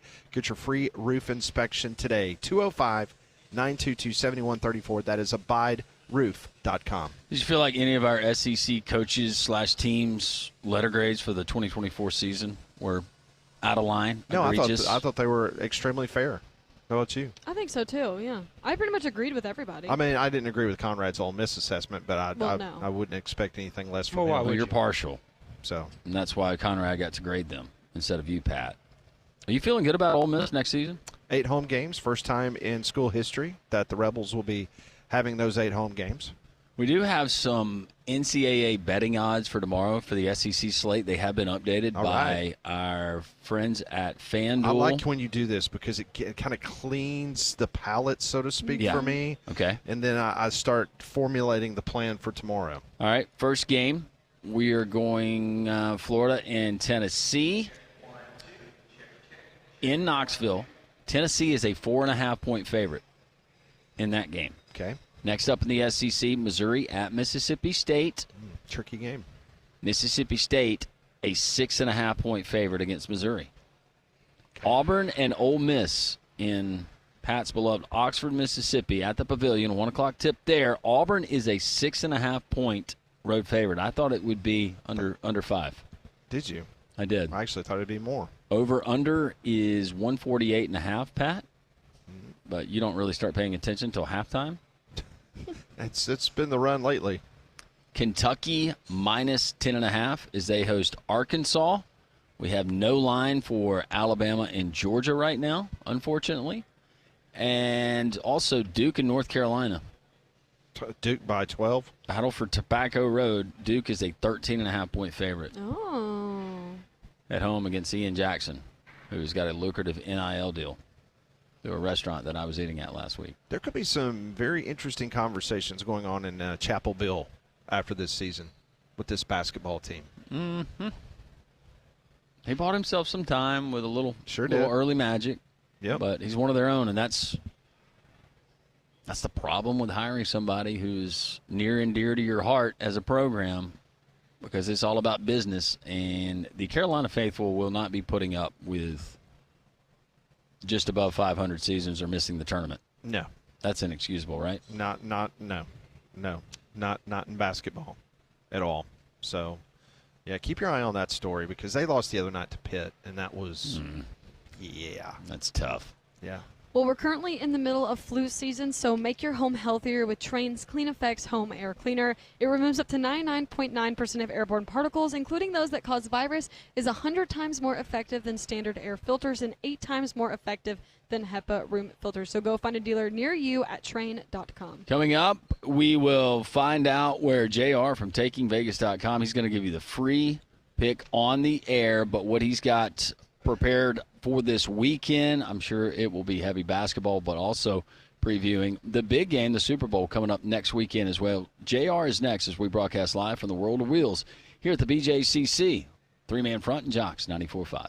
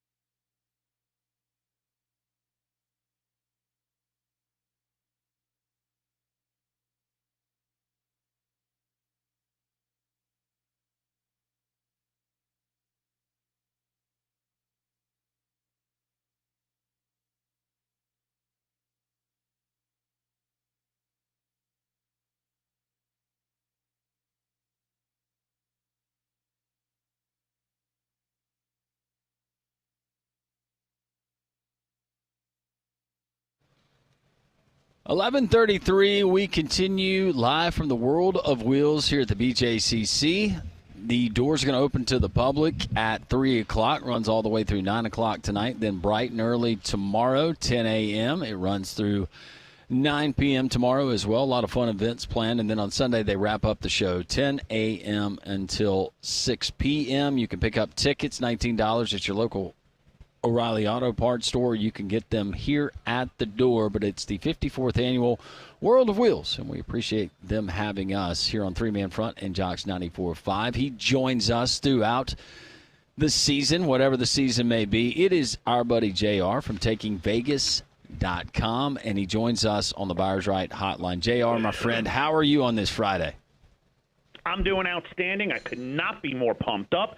I appreciate you having me. Happy Football Friday, Landrum, and we're going to get right into it, okay? First off, love the big game. I'm going to give this one out for free. We're going to win it again. I've hit 16 out of 18 of the last big games the last 18 years. Guys, it's a game we get ready for. We've got the resources, and I'm telling you, I've got the winner. So here's what you do. Call this number, and on a recorded line, you get the winner of the big game between the Chiefs and the Eagles for free. Call now, 888-9-WIN-NOW. That's 888-994-6669. When you dial that number, you will be given the winner of the big game a week from Sunday. We're talking about point spread winner, game side, not the total. I'm giving you the game between the Chiefs and Eagles for free. Call now, 888-994-6669. That's 888-9-WIN-NOW. All right, you mentioned the Super Bowl and the matchup that we have. JR, you can tell us from your perspective, the officiating in the Chiefs and the Bills game, are you buying into the conspiracies that these things are fixed? I'm handing out tissues, man. I'm tired. Everybody that bet the Bills, oh, did you see the calls? Did you? Oh, my God. Listen, I've been watching football a long time. I can tell you that Josh Allen, just like Patrick Mahomes, many a times got brushed by nothing more than the mere wind and looked at the ref and said, hey, and got the flag, okay? So I don't want to hear it. All the crybabies up in Buffalo with the frozen brains, I don't want to hear it. It is nonsense. The refs are doing the best that they can. They are not calling the game one way or the other. There's no conspiracy. And you would think someone in my line of business, I'd be the first one talking about, oh, guys, did you? No.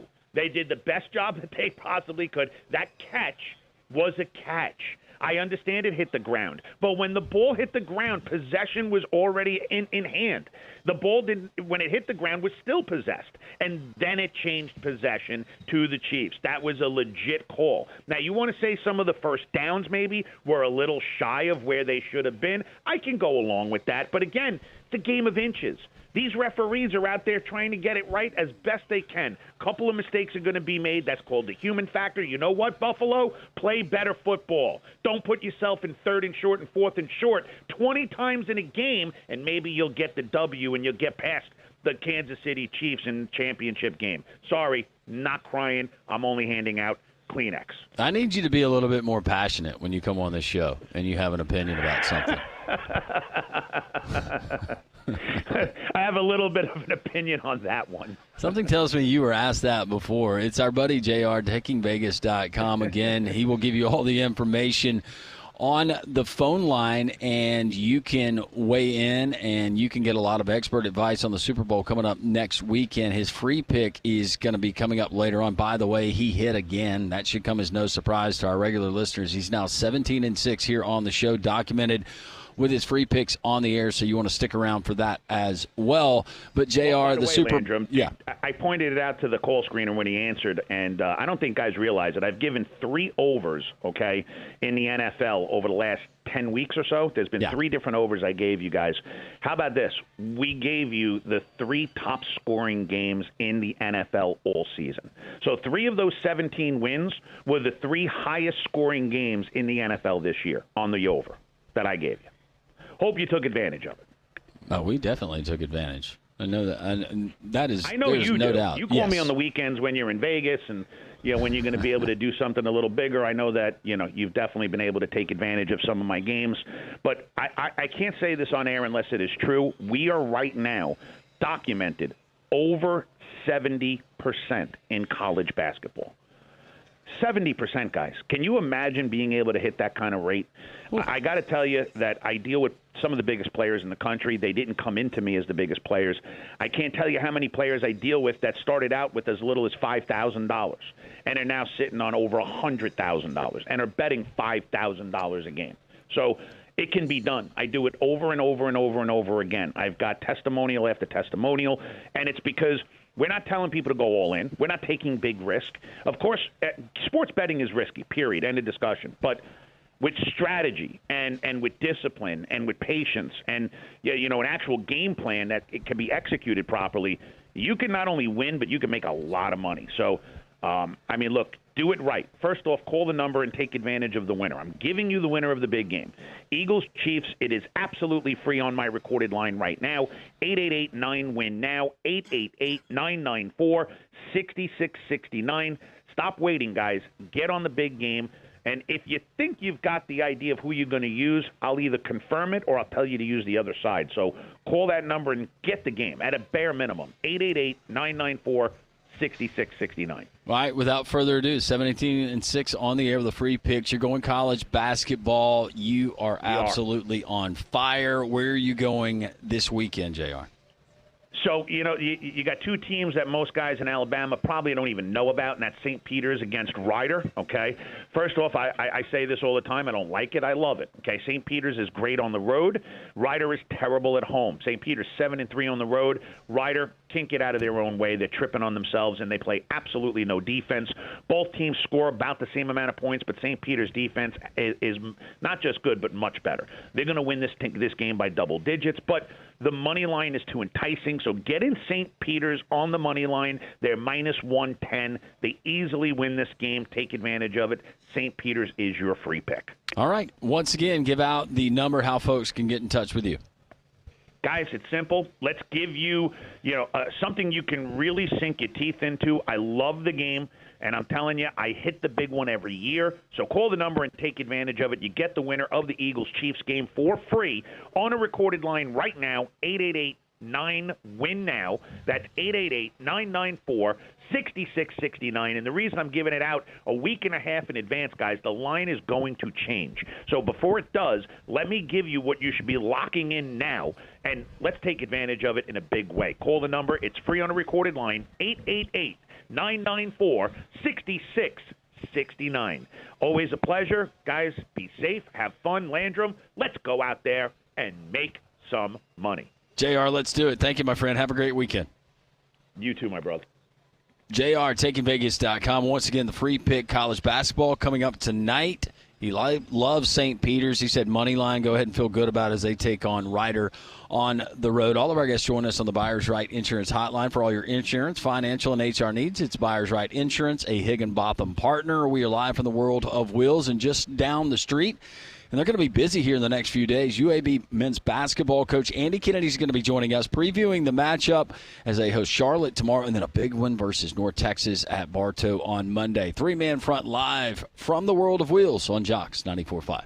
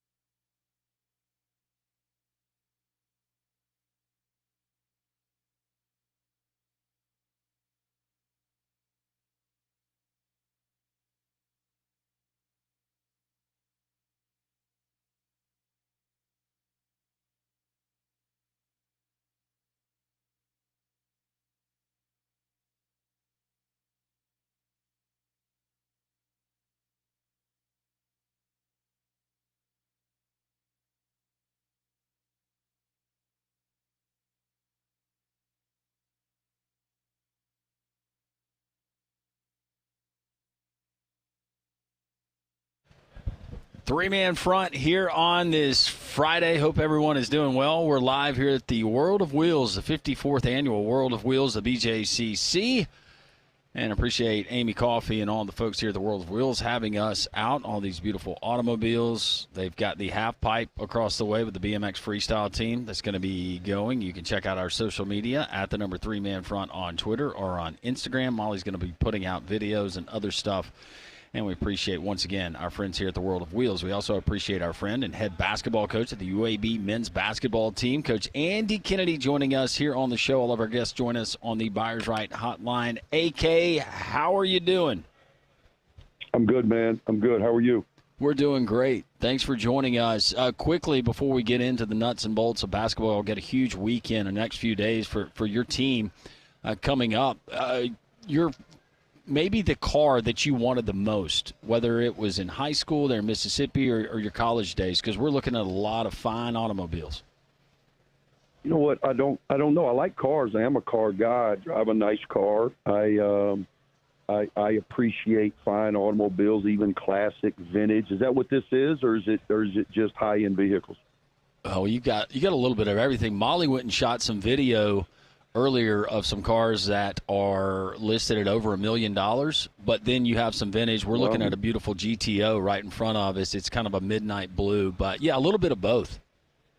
Yeah, I mean, I'm not sure I would want the $1 million car. How would you feel good about driving that? I don't think you would. How much money you got? I mean, not on these roads. I'm not sure 65 South is good for $1 million vehicle. No, not at all. Well, Coach, let's talk about your basketball team. A couple weeks ago, you were on the pregame show, and you were telling David Crane that you were going to challenge Yax, that he needed to go to the rim, he needed to get to that free throw line more because of his success there he had last year. And it just seems like the last couple weeks he has just really turned up, and he has taken what you have asked him to do at heart. Yeah, Yax is a really special player. He's a special young man. We're very fortunate to have him in our program, and he's a pleaser by nature. That's something I don't know a whole lot about, so I just have to learn from him what it looks like to be the ultimate pleaser. He's a team guy. He always just kind of wants to stay in his lane, and I've just been challenging him that, dude, you're the best player, man. Go be the best player. Lead from the front. Be aggressive. Be assertive. Continue to play with force. And there were times early in the season and even here as of late from time to time, he just kind of wants to blend in, and you can't have Batman blending in. He's got to be leading the way for us. I think he's coming off maybe his most impressive outing in our win against Tulsa. He was completely dominant really throughout the course of the entire game, and he played with the aggression that I hope that we'll see moving forward.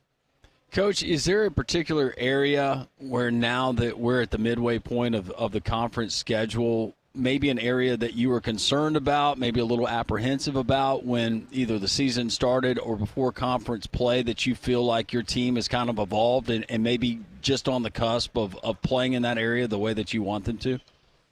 Our defense had been getting better, and then we weren't good in our two outings, a close win against UTSA and then just a bad showing against a really talented Memphis team in the Forum, where we didn't guard to the standard that we had evolved into becoming defensively. I thought our defensive effort against Tulsa in our last outing was more in line with the way that I felt we were trending. Defensively, we have not been as good as I thought we would be throughout the course of the year, and it's one of the reasons that we're sitting here with the losses that we have.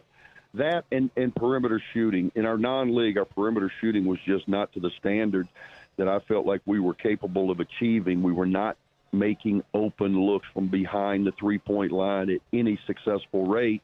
Since we've started league play and through 8 games, pretty good body of work that you can take evidence from, and we're now shooting 39% from three and making just under 8 threes per game, which I think is consistent with where this team is capable of being. So defensively, we've got to continue to be connective, continue to be disruptive.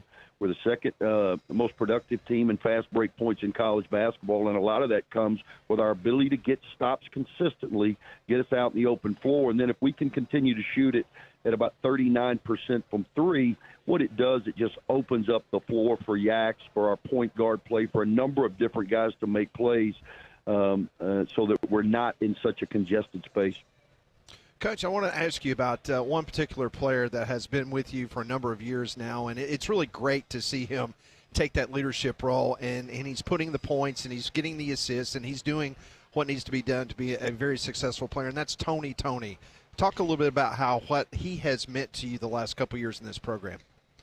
Well, I love Tony. Tony's with us, as you said, from day one. He was the first kid. I get the job. We're in the pandemic. There's no face-to-face recruiting. You know, a lot of Zoom calls, a lot of FaceTime, and he was the first kid that committed to us when I got this job, said he wanted to be a part of this.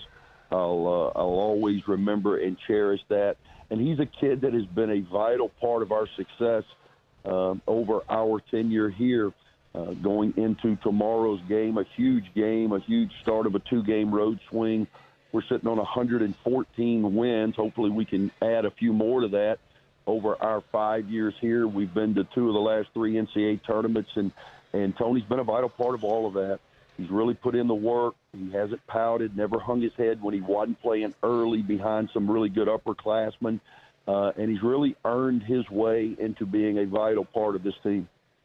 Coach Andy Kennedy, UAB men's basketball head coach, joining us here on 3-Man Front and joining us on the Buyers Right hotline. You mentioned we got big games coming up this weekend at Bartow, which is it's great to have the Blazers back at Bartow after the road trip. Tomorrow versus Charlotte, and no win is easy, and it's hard to win college basketball games, Coach, as you well know, especially in conference play. Not the time to let the guard down regardless of Charlotte's record. Give our listeners a little bit of a preview of what we're going to see from the 49ers tomorrow.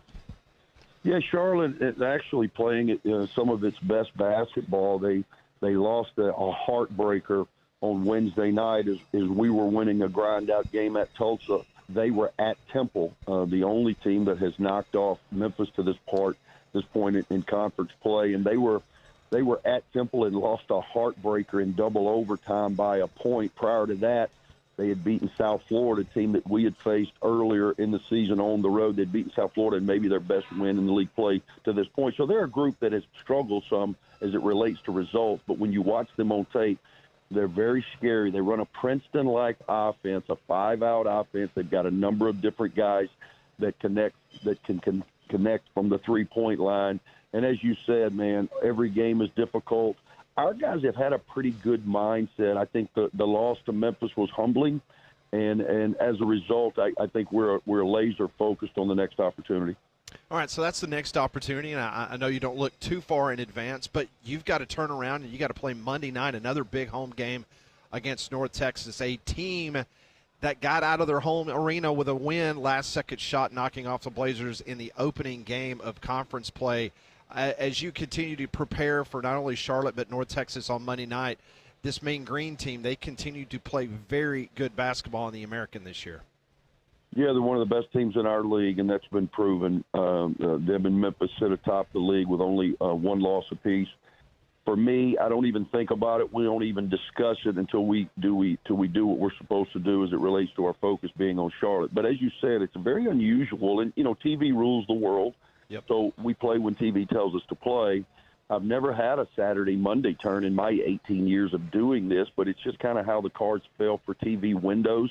Monday night is a national TV audience opportunity, so obviously that would be great for exposure for our program. So it's a very, very tight turn. We went through where we played 2 games over 8 days. Now we're playing 3 games over 7 days. So we've got to be focused on the task at hand. Well, it'll be good practice for that first weekend in March Madness when you guys book your trip to the tournament. I would love to play 2 games in 3 days in March for sure.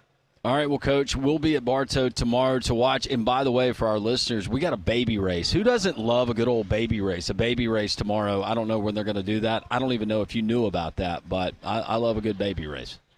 I saw it on Twitter. Obviously, I'm back dealing with some other issues as the babies are doing their thing. My hope is that they're faster than we are in transition D. Coach Andy Kennedy. Coach, thanks so much for taking time. We'll see you tomorrow. All right, guys. Thank you. Oh, I love AK. AK joining us. All of our guests join us on the Buyers Right Insurance hotline.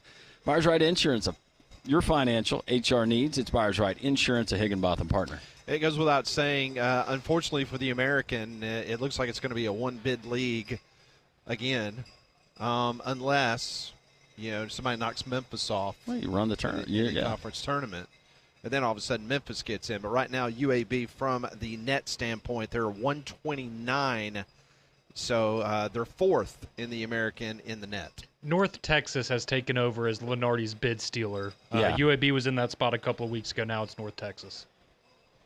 And UAB can flip that. Very much so. Coming up Monday night. Coming up tomorrow, 12:30 is the pregame show. You're going to hear Pat and others there on the call. Voice of the Blazers, David Crane. 12:30 airtime, 1 o'clock on Jocks 2 100.5. And then coming up on Monday night, we'll talk about this game on Monday night, but North Texas comes in. But very quick turnaround, but I don't think he minds it. It's just been a weird American schedule this year. And as you pointed out, it's the you play one game in 8 days, and all of a sudden now you got like 3 in the next 8 days. I mean, it's just weird how it works out this year. All right, coming up next, we're going to talk a little SEC basketball with Blake Level. He's going to join us from Southeastern 16. Also, next hour, Matt Baker from The Athletic. We continue live from the World of Wheels. The O'Reilly Auto Parts World of Wheels doors open at 3 o'clock. We're here until 2. It's going to be a fun weekend here at the BJCC. Come and join us. 3-man front. Blake Lovell joining us next, talking SEC hoops on a fantastic Friday. 3-man front, Jocks 94.5, JocksFM.com, the Jocks 94.5 app, and wherever you find people stream.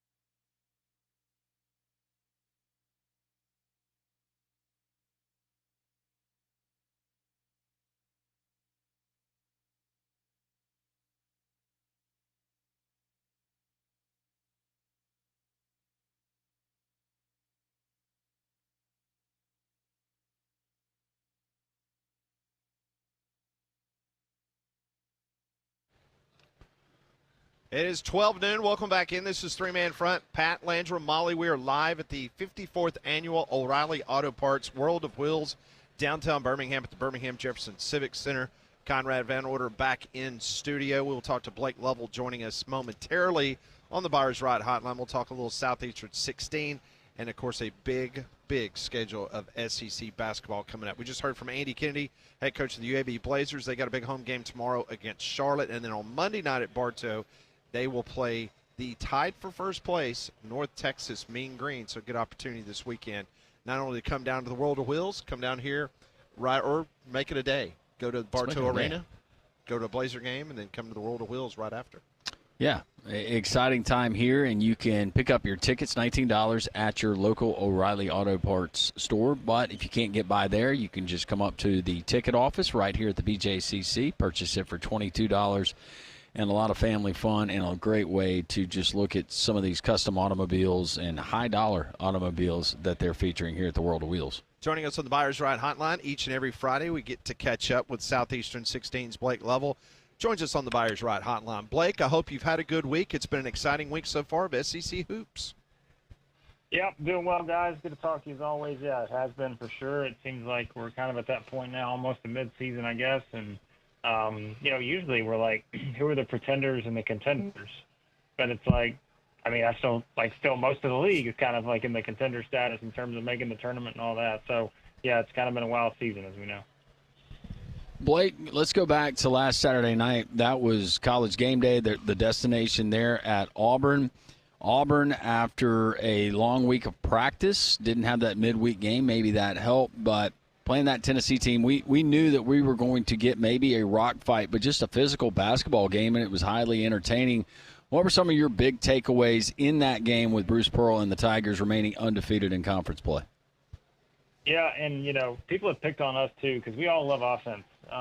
And all season long, we talked about how good Auburn's offense is. And sometimes it's like you forget to talk about how good the defense is, too. And I think that was certainly on display in that game against Tennessee. And look, it's been on display all season.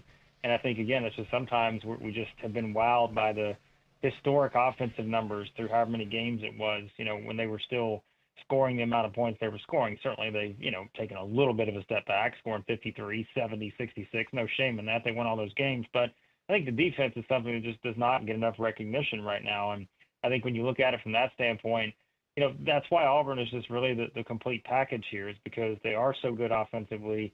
They've got their star back, but they have so many other good offensive players. But these guys as a team defensively are all just kind of buying into what Bruce Pearl wants to do on the defensive side. And you just kind of see it in the percentages, they're allowing, 30.1% from three. That's top 40 nationally. Even better from two. Teams are shooting 44% against them from two. That's in the top 10 in the country. So I think you just look at it from that, and of course they're blocking shots. I feel like all of Bruce Pearl's teams always do a great job of affecting shots, in the paint. And so I think that's what stood out in that game against Tennessee. And quite honestly, if they win the national championship this year, yes, we'll be talking about how good they are offensively, but the reason they're going to do it is because they have, an elite defensive team too. All right, let's talk about Alabama Saturday night. They got the win against LSU. Then they go on the road and they get the big win in Starkville earlier this week. But I want to go back to Saturday night. The situation with Mark Sears, that kind of hit pause for a lot of Alabama fans, wondering, got the SEC's Player of the Year returning. Guy's averaging 19 points a game. He goes 0 for 5. He sits in the second half. Second time this season. Illinois earlier did not have a representation on the court to try to get Alabama over the hump.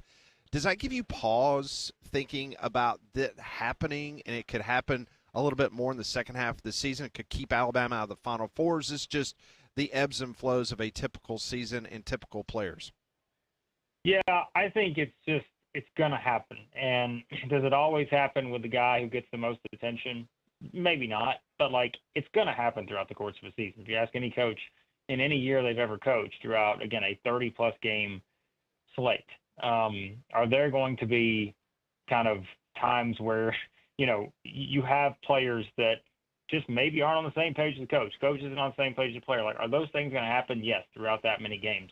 And like you said, I think you now look at it, for me, it was all about the response. How were they going to respond after that game against LSU? And, I thought they came out and had one of their more impressive performances all season, just in terms of being able to do what they did at Mississippi State because Sears came out locked in from the beginning. And I know people bring up, well, he had 7 turnovers. To me, sometimes that can be completely overblown because it's like he's the guy that handles the ball the most. And if you're playing on the road in the SEC and you turn over 7 times, okay, your team still won. He still provided a lot of value, 9 assists, 17 points. Youngblood has his best game in an Alabama uniform. And then it's like, the usual suspects, Grant Nelson, Aiden Holloway doing their thing, as we know they always do. But then you're like, Big Cliffs, Modi about like all those guys, like even they don't have to fill the stat sheet to make the kind of contributions that's going to help Alabama get back to the Final Four again. And I think it's just something where you look at them as a team. Yes, they've been a couple things that, again, we go back to the LSU game, Sears sits in the second half. Does that give you a little bit of a pause? Maybe, but I still think these are just things that happen throughout the course of the season. And as long as everyone gets back on the same page, everyone looked fine to me in that game against Mississippi State. That was a huge win for them. So I see Alabama going nowhere but up from here. Blake Lovell joining us from Southeastern 16. All of our guests join us on the Buyers Right Hotline. I want to go back to Auburn on the road again. They're going to take on Ole Miss at the Pavilion tomorrow afternoon at 1 o'clock. We know how good, and really everybody is at home in the SEC, but this Ole Miss team, we saw them go to Coleman Coliseum, give Alabama fits, and Alabama's only conference loss of the season. This matchup with Auburn, what are you expecting, and is there a particular aspect of what Chris Beard and the Rebels do that you think could give Auburn problems? Well, I mean, I think the thing is that we've seen Ole Miss do it against Alabama, and that was on the road. Can they work the same formula against Auburn? I think that is really what it comes down to here, because I think the reason Ole Miss has had so much success is the fact that they don't turn the ball over themselves, but as we saw in the Alabama game and we've seen in some of Ole Miss's best performances this season, they will find a way to turn you over because they're playing more of that Chris Beard defense that he used to play at Texas Tech whenever, they're making runs to the national championship game and all that. They're looking more like that now. And so that's what it comes down to me, is we've seen Auburn go on the road and have a couple of those performances offensively. Now, remember, we have to put it in the context that Broome wasn't playing for the majority of the South Carolina game, the Georgia game, of course, and then they came back to score 87 against LSU. But, Ole Miss and LSU are completely different teams defensively. And so I think, could you see a situation where Ole Miss uses that same thing? They can't turn the ball over themselves. You certainly don't want to give a team like Auburn any extra opportunities because you're turning the ball over. So I think if you look at it from that standpoint, it really just becomes, can they be able to force enough turnovers to make it interesting, get some easy offense, like we said, going up against an Auburn defensive team that's really good. And if they can, I mean, Ole Miss has kind of the ingredients, right? They've got old guards who are pretty consistent. I think then, talk about Padula and Davis and all these, like they're really good in terms of their guard play. And I think when you look at it from that standpoint, I think Ole Miss has a great shot to win this game. They've played a lot of close games, recently, 3-point loss at Mississippi State in overtime, 1-point home loss to Texas A&M, 8-point loss at Missouri. They're 5-3 in the league, but they're pretty much, as we know, set up like a team that feels like a top 4 seed in the tournament, just based on the way they're playing. So I think Ole Miss has a great shot, but you know what? I'm still of the opinion until I see somebody beat Auburn. I know everyone thinks the next one is the one that's going to get them, but I've seen a team that's been more consistent than anybody else in college basketball this season. They always find ways to win. So until I see it happen, I may not pick it to happen. Blake Lovell joins us on the Buyers Right Hotline talking SEC basketball. You can find his work there at Southeastern 16 on YouTube. Let me ask you about the Tennessee Volunteers. This is one of the teams that many people across the country said, if you're going to highlight 3 or 4 teams from the Southeastern Conference, that has the makeup of a Final Four team. Now, granted, Rick Barnes has not gotten over those hump over the last couple of years of some very talented teams of making it to that next level come tournament weekends. But I wanted to ask you, is it time to hit pause on what's going on with Tennessee? Defensively, they're very, very good, but Blake, I'm not seeing a lot of areas where they can find offense, and that was on full display against Kentucky the other night. Yeah, I always second-guess myself when I start maybe overreacting, I feel like, to teams at a certain point. And like a couple weeks, or not even a couple weeks ago, last week, I was sort of thinking, okay, Tennessee has won 3 of 5. That's they've beaten Texas, beaten Georgia, beaten Mississippi State. And they lost that 1-point game at Vanderbilt, the blowout loss to Florida, which, again, sometimes throughout the course of a 30-something game season, you're going to have one of those games that everything goes wrong. But I'm like, am I overreacting? Because Tennessee still won some of those games, Texas, Georgia, Mississippi State. But then I went back and watched some of those games. In like the first half of the Georgia game, they couldn't score. They had like 20 points, I think, with a minute to go in the first half against Georgia. The Mississippi State game, yes, they were in control of that for the most part, but still there were some offensive stretches that you're looking at and just saying, man, if they do that against anyone other than Mississippi State right now who just can't buy a basket, I don't know who they're beating. And then you kind of get in the game at Auburn where every possession is a grind, and we knew it would be that way, but maybe not to that extent, right? If you only give up 53 points, you're going to feel pretty good about winning most of the time. Well, they lost because they couldn't score more than 51. And then it's like the Kentucky game where if your defense isn't flawless and you have a team like Kentucky who comes out and just puts the pressure on you, well, then we're going to turn around and shoot, 45 threes? Like, are you kidding me right now? And so I think Tennessee is the team offensively that just seems like they don't really know what their identity is. Whereas earlier in the season, we're like, their identity is very clear. Get the ball to Chaz Lanier. But now I'm not sure they know what it is because in conference play, everyone else knows that too. Get the ball to Chaz Lanier doesn't just work anymore because everyone else is defending you knowing that he's the guy that probably has the best chance to beat you. And, of course, Ziegler was a close second. And so beyond that, I think Tennessee has to figure out what their identity is offensively. They have to get Milicic more involved. They have to get, Gainey more involved. They have to spread the wealth a little bit offensively and try to find a way to get everybody involved because right now I think it's just sort of, there were times last season. Remember, we were having conversations. Sometimes if Tennessee had a couple stretches, they wasn't many, but if they did, we're like, everybody's just kind of waiting for Dalton Connect to do something. Is that kind of the case here where everyone's just waiting for Ziegler or Lanier to make the big plays? I just don't think their offense is getting enough of what they need right now. And remember, too, Mark Pope said it after the Kentucky game. He said, we gave them a lot of open shots for a reason because we wanted them to shoot those open shots. If teams are defending Tennessee like that, then that's probably a problem right now for Rick Barnes. Blake Lovell, Southeastern 16, breaking down the SEC basketball slate for this coming weekend, and he joins us, as all of our guests do, on the Buyers Right Insurance Hotline. Something's got to give for Louant Paris in South Carolina. They have played pretty decent basketball. Their record doesn't indicate it, and that speaks to how tough the league is, but a lot of close losses. They're at home tomorrow night versus 13th-ranked Texas A&M. I've just got a sneaky suspicion that the Gamecocks finally get it done tomorrow night there in Columbia. What are your thoughts on that particular game? Yeah, I think it's certainly one that you're circling. I think tomorrow's slate, period, is just one of the most fascinating of the year, if not the most fascinating of the year.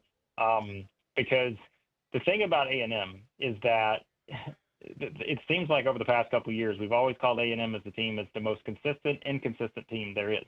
Like, they're consistently inconsistent. And I think that they've been better about that this year. They've actually been maybe more consistent when they thought they'd be, especially in non-conference play. When they're beating teams like Texas Tech and Purdue and Creighton and Ohio State, all those kind of games. But they're another team where I think it's a little misleading over the past couple of weeks. They're 5-3 in the SEC, but they didn't play great in that home win against LSU, which, remember, I'm saying that. You'll take any win you can get in the SEC no matter how good it looks this year. But they didn't play great in that game. Wade Taylor, that was his first game back. They won the game at Ole Miss, but let's all be honest. If you're looking at the probabilities, like Ole Miss probably had like a 98% chance of winning that game, in the final minute or so. And then Texas A&M just finds a way somehow to win it. They lose the game at Texas after having a big lead, and so you give that one away. The game against Oklahoma was kind of just, it was a good performance, but wasn't a great performance. And now you go play a South Carolina team that is completely desperate at this point. They've played pretty much everyone close at home except for Alabama. And so is this finally the time, like you said, for South Carolina to get a win? I think they got a great chance to do it because you never really know what to expect from A&M. And the thing is, it's very simple for South Carolina. If they just box out, if they go back to elementary school here and do what we were taught when we first started playing basketball and just box somebody out, if they can do that, they're going to have a great chance to win the game because that is Texas A&M's offense. It's getting offensive rebounds and getting to the free throw line. So if South Carolina find a way to just do the basics, box out and don't foul, then I think they can probably win this game, even though offensively I have no idea what to expect from them either. It'll probably be an ugly one, but, yeah, I think South Carolina's got a great chance to pull the upset.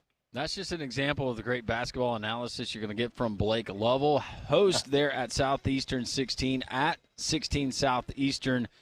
There on Twitter, also the Blake Lovell on Twitter, and the YouTube channel as well. Blake, always great insight. Invite folks to tune in tomorrow, which is going to be a very entertaining conference slate in the Southeastern Conference. You guys do it better than anybody else, and we always appreciate your time here on the show. Thanks, guys. Always enjoy it. Thanks for having me. Thanks for joining us. Blake Lovell joining us on the Buyers Right Hotline for all your insurance, financial, and HR needs. It's Buyers Right Insurance, a Higginbotham partner. Now is the right time to talk about the health and safety of the trees that you have on your property with a certified expert at Golston Tree Service. Call them at Golston today, 205-337-4018. Family owned and operated for over 35 years. No job is too big or too small. From trimming to removal to grinding the stump and roots out to hauling the last stick away, they have everything it takes to completely remove a tree. They also offer the very important 24-hour emergency storm work, 205-337-4018. Call Golston Tree Service today and let them give you a free assessment of any issues you have on your property.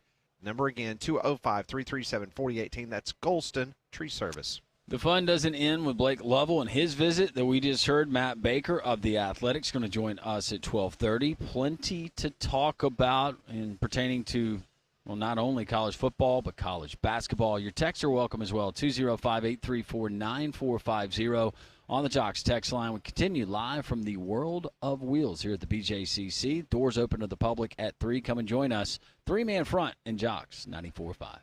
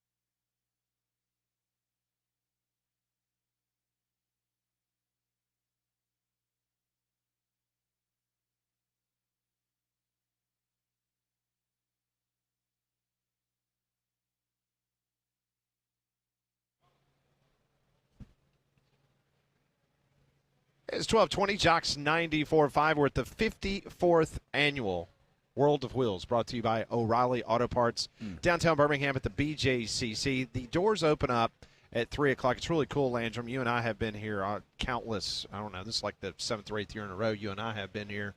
And seeing the kids being able to get an opportunity. It's a field trip from school. A lot of high school kids able to come in here and have a good time looking at some of these wonderful cars. And you can do that beginning at 3 this afternoon. Well, Big Whiskey's is the place for great food of all varieties with a full menu ranging from apps, salads, burgers to steaks. Their bar features unique cocktails, over 120 whiskeys, including whiskey on tap, and plenty of screens to catch all the games all weekend long. If you want to catch some of the SEC basketball this weekend especially, they also offer different food and drink specials for each day of the week. They have happy hour, and the kitchen is open late every single night. So go check them out in the Stadium Trace Village off Highway 150 near the Hoover Met. So both On3 Recruiting Service and 247, they put out their final player rankings. And according to 247, their final player rankings of 2024 and 2025, Alabama quarterback Keelan Russell is now the #1 player, overall player, in the composite rankings for the 2025 class. That would make him the first Alabama player to finish #1 in the composite since Andre Smith back in 2006.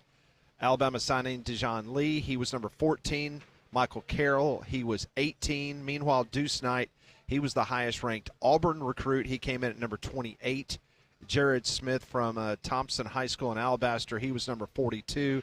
And Malik Autry came in at number 43. So those were the players from Alabama and Auburn that cracked the top 50. But the big story, the big headline, Keelan Russell, the #1 overall player in college football. They say he's different. And Alabama history, according to some places, he is rated higher than Andre Smith and Bryce Young. Yep. Bryce Underwood came in at number 2 on the list, according to 247. He has signed that lucrative deal at the University of Michigan. Elijah Griffin, defensive lineman at Georgia, he was number 3. Tevian St. Clair, quarterback for Ohio State, was 4. And Devin Sanchez, a cornerback going to Ohio State, he came in at number 5. So, yeah, it's pretty big for a guy that, I mean, I'll be the first person to admit, Landrum, I remember when, and we talked to Rodney about it, when Alabama got a commitment from him, he flipped from SMU to Alabama and not really diving into much of the tape, and he still had another season to go. A lot of people, not saying that we questioned it because we don't know, high school recruiting, especially from a kid in Texas like Rodney and the other people would know about it, but you kind of wondered a little bit, right? I mean, because you're talking about a kid that was not highly touted, but all of a sudden he flips to Alabama. He goes through his senior season. He goes through Elite 11.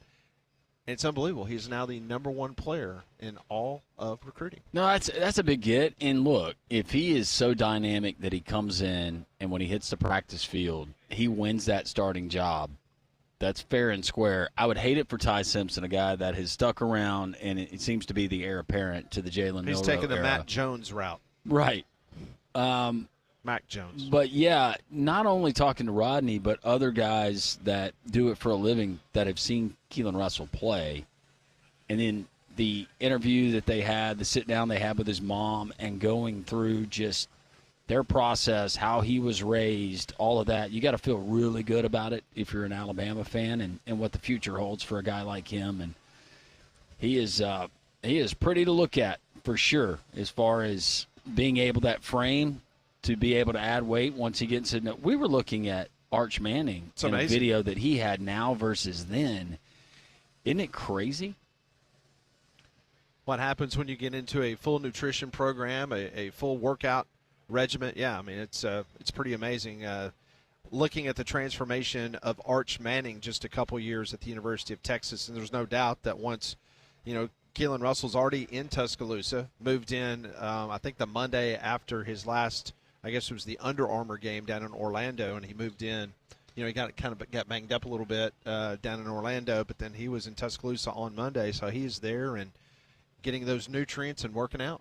I do want to add this, and Conrad, you'll appreciate this. If Keelan Russell, if he does get the starting job, you are going to hear this incessantly. He is only 17 years old, and he will not turn 18 until April 24th of 2025. 6. That's crazy because Cool. Ryan Williams is going to be 17 this year again, too. He doesn't age, does he? No, he doesn't. Like a fine wine. They just stay 17. He's like an elf, just frozen in time. Yeah. I learned that from one of my Santa Claus movies. Oh. Sound like you're talking about mastodons being frozen in time. Jeepers. Hold on to your teeth. So I guess if you're an Ohio State fan, you feel pretty good. 2 out of the top 5 are heading to Columbus, Ohio. Not too shabby. No. No. Think Ryan Day's going to make it a year or two in Columbus? I think he bought himself some time. I think he did too. Lose to Michigan again next year, though. Do you think there'll be somebody calling a talk show? Maybe. Well, these national championships are great, but we can't beat Michigan. What are we doing? Oh, Get rid of him. beat your rival. Yeah, there's no kidding. A lot to get into with our next guest, Matt Baker from The Athletic. He's going to join us in a couple of minutes. We're going to talk to him about the supposed agreement. There's kind of some conflicting stories out there. You got some people in the media saying that this announcement yesterday by ESPN, they've extended the rights deal for the Atlantic Coast Conference, that means that a settlement is on the horizon with the likes of Florida State and Clemson. Well, if you read War Chant, which is a member of the On3 Network, Ira Schafel, who's a frequent contributor on this program, what he wrote last night kind of throws a little you-know-what into the fan, so to speak. Makes the water a little murkier. It does. It does. So we'll ask Matt Baker, who is based out of Tampa, Florida. We'll ask his opinion because he's been following this as closely as anyone from a legal standpoint and what he's hearing on the college football front. That's next on Three Man Front.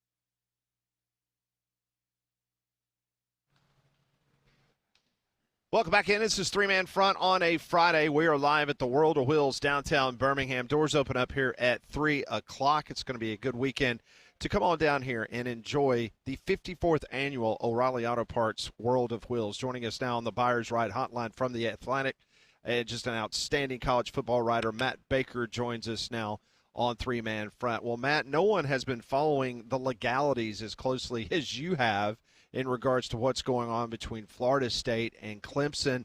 We had a little movement over the last couple of days. In your opinion, what does it mean? Give us the 411.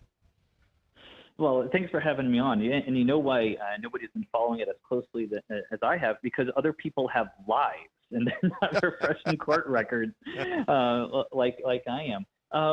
But no, so there's a couple of things that have happened. The most concrete one is that ESPN picked up its option with the ACC to continue televising games through, into 2036. It would have ended in 2027. There's some complications because there was multiple contracts. I won't bore you with all the details, but the bottom line there is that the ACC and ESPN are going to keep doing what they're doing, right? The money's not changing. The terms are the same. The scheduling is the same.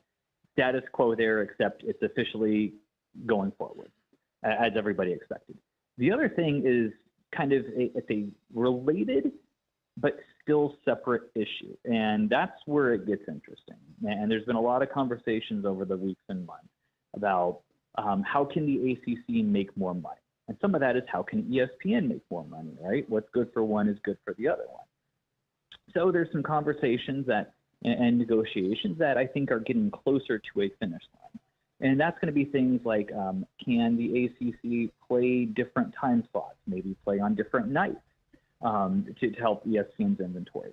Can Notre Dame, instead of playing, they play a handful of ACC football games a year, can they do more with Notre Dame Clemson, Notre Dame Miami, as opposed to Notre Dame Wake Forest, Notre Dame Syracuse? Right, so if those are going to draw more numbers, that's good for ESPN. Maybe ESPN can pay a little bit more. And then the next step of that, to continue my rambling here, is how can that trickle down to the school? And what's the way to split that up where Florida State and Clemson get more money so that they decide our lawsuit is unnecessary, let's kiss and make up, while also not ticking off the Syracuses and Boston College and Pitt and North Carolina State and everybody else, say, look, these guys are just petulant children. Why are we rewarding them? So that's kind of the delicate balance that's going to have to kind of get to the finish line here in the next days, weeks, months, whatever it is, and that could eventually lead to a settlement and me being able to have a life again. Matt Baker of The Athletic joining us on Three Man Front and joining us on the Buyer's Right Hotline. That's what I was going to ask you, because Florida State, they made it clear they wanted enough revenue where they could compete with the other elite college football programs around the country, but also a clear path to the college football playoff. They have the latter of those in the clear path, but how much money, if you're guessing, Matt, would it take to move the needle to have a settlement or to just dismiss the lawsuit altogether for Florida State in particular, with additional revenue coming from that media rights deal? I don't have a number because it's very complicated. So it's not just like if I'm making this up. If Florida State could get $15 million a year, okay, we're good, everybody's happy. It's not that, because this does not occur in a vacuum, right? It's getting more money from the ACC is one thing, but let's play this out in a different scenario where they don't get enough money. Like, again, if we're pretending 15 is the number, if they can only get 5, okay, well, then what, right? Then you're spending probably millions of dollars on legal fees as this continues to go on and on through the court system at a resolution that you might not get what you want. You might be stuck in the ACC. And by the way, I don't think the Big Ten or SEC is like chomping at the bit to get you. So that's the other part of this too, where if they were unhappy with whatever the dollar sign at the end is, then what? Either you're going to continue fighting in court in a battle you might lose, or you're trying to leave to somewhere that has shown no appetite to take you right now. So that's the thing that I would say. But I want to just kind of make this clear too. Florida State, in their lawsuits and legal filings, and believe me, I have read every single word of every single one, they're clear about, they've said some not particularly nice things about the ACC. But if you read and listen to what they've said publicly, what their administrators, AD, president, board of trustees, on and on, what they've said publicly is, unless something changes, we need to leave. Unless the money changes, unless there's a drastic change, right? So there's always been the door cracked open. There's always been a little bit of wiggle room there where if something changes, maybe we can kiss and make up. And that's where this seems to be going right now, with the caveat that everything is fluid. Talking to Matt Baker from The Athletic, joining us talking about the news this week in regards to the ACC ESPN extending their rights contract and what that means for Clemson and Florida State. It's interesting. Clemson has gone about this very quietly. Meanwhile, Florida State was the first one to really start throwing around a lot of adjectives and having board of trustees open meetings and saying the things and filing paperwork before Clemson did. When it's all said and done, Matt, and you're very plugged in the state of Florida especially, do you anticipate that they still will find their way to some type of mediation to settle this and Florida State is happy enough to stay? Or are we still heading towards Armageddon in regards to Florida State potentially leaving? My feelings on this have evolved over the last, 13 months at this point? I guess maybe more than that before it actually got filed. Because I thought Florida State would have a home in the Big Ten or SEC, especially the Big Ten. And I'm not going to say that there's a 0% chance that happens, right? Only assist deals in absolutes, as Obi-Wan Kenobi said. So I'm not saying there's a 0% chance. But I don't think that's happened. I don't think that door is there. I don't think there's a viable scenario where the Big Ten or where Florida State would want to go to the Big Ten at a very decreased value, for example. So I think in that scenario, the only way forward is to stay. And it's just a matter of the money working. And I think that's just the most likely outcome here. I don't know that Florida State loves it. I know what some of their fans will not. That's the other wrinkle to all this going forward. Is I think at some point there's going to be a way for the ACC to make some more money. There's going to be a way for that money to be divvied up to schools in a way that, yes, it will probably end up benefiting Florida State and Clemson. But other places have, other schools have a way to make that money too. It's kind of an eat what you kill thing. Maybe it's with TV ratings. Maybe it's something like that. But this has to be done in a way where everyone, Florida State and Clemson and the ACC and Pitt and everyone else, can declare victory while retreating. And that's the delicate way this has to land, because just to finish my rambling here, what I was told very early in the litigation process with Florida State in particular, we have to remember the political aspect of it. Now, I'm not talking Republicans and Democrats. I'm talking just the people having to appease other people. That aspect cannot be understated. There has to be a way for everybody to feel like they won at the end and to say that we won at the end for the ship to finally come in. Matt, I want to go big picture college football now that we've had time after the national championship to digest what we saw during the 2024 season. Based on what you thought coming into the season, expectations, roster, coach, schedule, all of that good stuff, who was the most disappointing team in your eyes? I mean, it's got to be Florida State, right? Like, I had them, I think I had them preseason top 10, or at least in that conversation. Yes, I knew that they lost a lot. Obviously, you typically don't take a Jordan Travis, who's one of the best quarterbacks in the history of the school. You typically don't have a guy like that and lose him and get better. Right? That just doesn't happen even in the transfer portal era. That's very, very rare. So I thought they could take a step back, but I trusted Mike Norvell's ability to evaluate talent in the portal and outside the portal and develop it, where I thought they were still going to be good, even if it wasn't top 5, somewhere in the 6 to 15 range. And I was clearly wrong. And there's a bunch of reasons why, from injuries to attrition to missed evaluations. We can go on and on. But, yeah, I think Florida State absolutely has to be the most disappointing team in the country, because even when I started to have some doubts about whether they could be an ACC contender or whether they'd win 10 games, at no point did 2-10 enter my mind. That was just not something I had even remotely come close to considering. Well, that's disappointing. We were hoping you were going to say Alabama just for the sheer reaction we would get from our listeners, Matt. I'm sorry to disappoint you. I mean, Alabama took a step back, right? Like everybody kind of expected they would. Again, just as you don't lose a transcendent quarterback, you don't lose a transcendent coach without taking a step back. Was the step bigger than expected? Yeah, it was. But I also don't think it was disastrous either. And it's year one with a coach, right? I don't want to make too much of that. But yes, obviously this year is going to be huge for Kalen DeBoer and what he's able to do, because you only get the one chance at a first impression, right? So you better get it right the second time.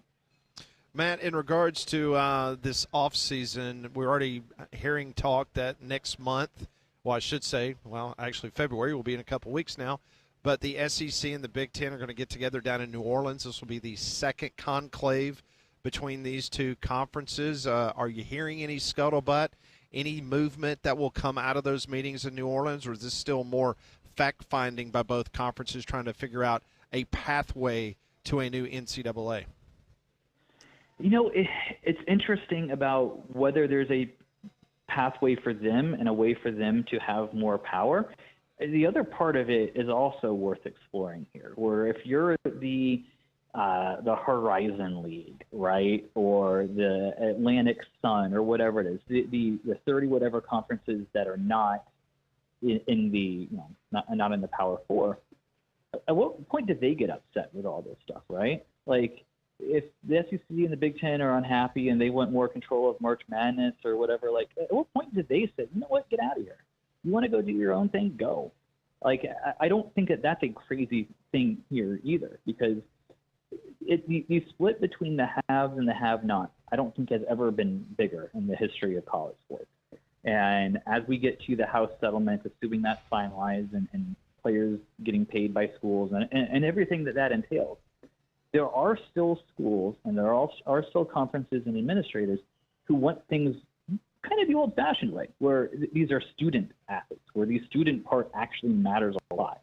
And as the power schools get away from that more, where it's pay for play, even if we don't call it that, the other side of it still believes that what they do is right too. So I think that split has never been bigger, and I think it's honestly only going to grow. And there's a point there where, yeah, the SEC and Big Ten and those guys could get upset and want to break away, but it won't. You're also alienating the other people, and maybe they don't want you anymore. I don't think that's crazy hyperbole either. That is Matt Baker. Outstanding work at The Athletic. Matt, always appreciate your time. We will catch up with you soon. All right. Thanks, guys. Thank you very much. Matt Baker joined us on the Buyers Right Hotline for all your insurance, financial, and HR needs. It's Buyers Right Insurance, a Higginbotham partner. Well, for all of your masonry, concrete, stone, all of those needs, just in time for the warmer months when you like to entertain outside. Our friends at Second Generation Masonry, that's a team for doing any of that. If you're riding around right now, if you're a homeowner, maybe you're a home builder, residential or commercial construction, that's what Second Generation Masonry specializes in. So if you're a superintendent of one of those companies, or maybe an estimator or a project manager, you need to check them out. SecondGenerationMasonry.com, whether it's custom driveways, whether it is landscape steps, maybe an outdoor fire pit, outdoor fireplace. Heck, Pat wants to know if they can actually build him a statue of himself as a water feature outside of the moat. Second Generation Masonry, they can do it all. Look at some of the completed projects at SecondGenerationMasonry.com. Get the free quote today, and as always, tell them Landrum from Jocks 94.5 sent you. Oh, having a good time down at the O'Reilly Auto Parts 54th Annual World of Wheels BJCC. The doors will open up at 3 o'clock. Should be a fine weekend down here at the BJCC. More three-man front on this Friday. Jocks 94.5.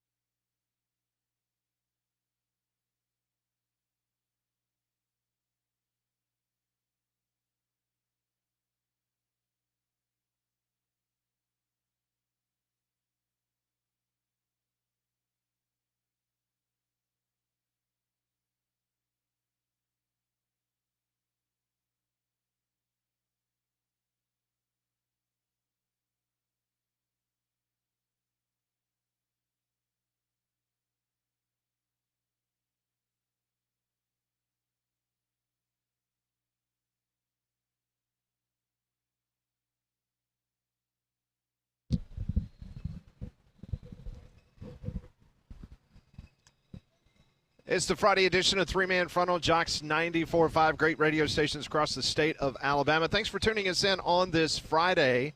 Weather is clearing up. It's going to be a great weekend. Got a lot of activities going on, including the 54th Annual O'Reilly Auto Parts World of Wheels down here at the BJCC. Well, we're currently in the middle of flu season, so make your home healthier with Trane's Clean Effects Home Air Cleaner. It removes up to 99.9% of airborne particles, including those that cause virus, is 100 times more effective than standard air filters and 8 times more effective than HEPA room filters. So go find a dealer near you at Trane.com. Pat, I have not seen Molly this excited because we have a bounce house that they're about to inflate behind us. Molly's not been this excited since she saw that they had red balloons that they were giving away at the door. I was going to say that the last time I saw her this excited was when Detroit Mercy won a basketball game. Those are her. Or when Nebraska went bowling. Oh, yeah, they did. That's right. Just full of excitement. They won that game, right? They sure did. Speaking of red balloons, it kind of ties into this story. Game, by the way. Of course you would know that. A very sad story, so put on your serious faces. This is the worst thing I've seen. This is the worst thing I've seen. Been in quarantine, and I need to get out and party. Woo! What's better than beach and a few drinks and Jeeps? Man, getting better than that. Law enforcement's definitely made their visitability and made people chill out and not be as crazy. The cops are doing their job as long as they don't be mean to people who are actually being innocent. Then I'm all gravy, baby. All right, know your gases. Conrad, you told me that nitrous oxide was once a part of your party repertoire when you were back in high school. Didn't you tell me that? Before you go spelunking? It was in college. Yes, before I went. Only before I went spelunking. Well, heed this warning in all seriousness. There are now calls for warnings on helium canisters to be improved after a young mom died instantly after inhaling the commonly used gas at her child's birthday party. New Zealand woman Faith Waterman Bastich died after she breathed in the colorless, odorless element directly from the canister. When inhaled, helium displaces oxygen in the lungs, causes low blood oxygen known as hypoxia, which can cause damage and ultimately death. A investigation into the 20-year-old's death has now found that Ms. Bastich was unaware of the inherent dangers of inhaling helium and called for warning labels on the canisters to be made clear. Now everybody knows this. They were trying to make their voices go up, similar to, I guess, what a chipmunk would sound like.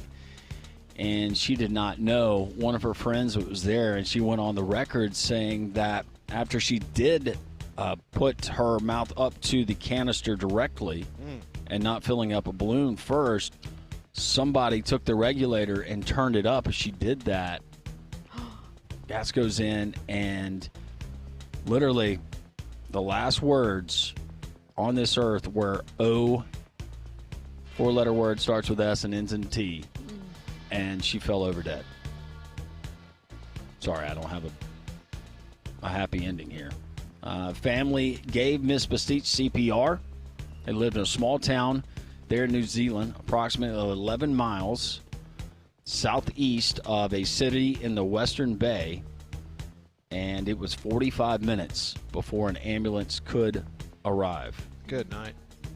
She died quickly as a result of asphyxiation, but a very, very sad story.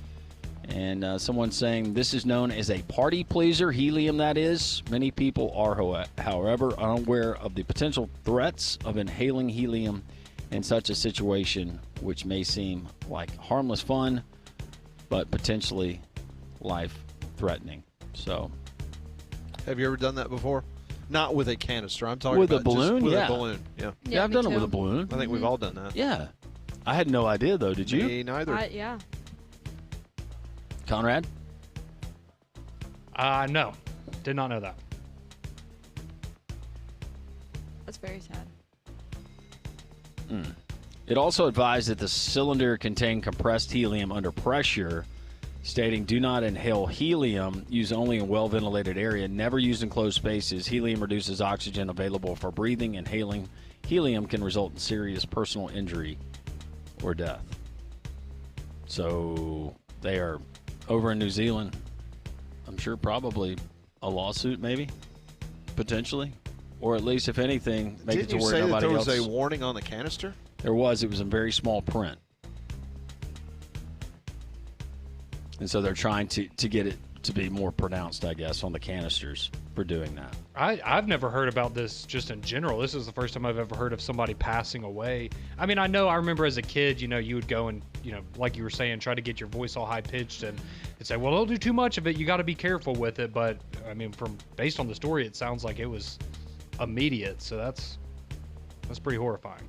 Yep. We try to educate our listeners. That was something that I saw that I wanted to throw out there. But also, a common hygiene tip could decrease your chance for stroke by as much as 23%. Do you know what that is? Conrad, listen up. Wearing socks?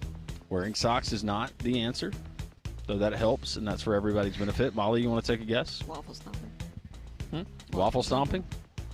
I would say that's bad It's for an your exercise, hygiene. right? Yeah. That can definitely help. It is. Good cardio, bad hygiene. The good hygiene habit that can reduce your chance for a stroke, flossing.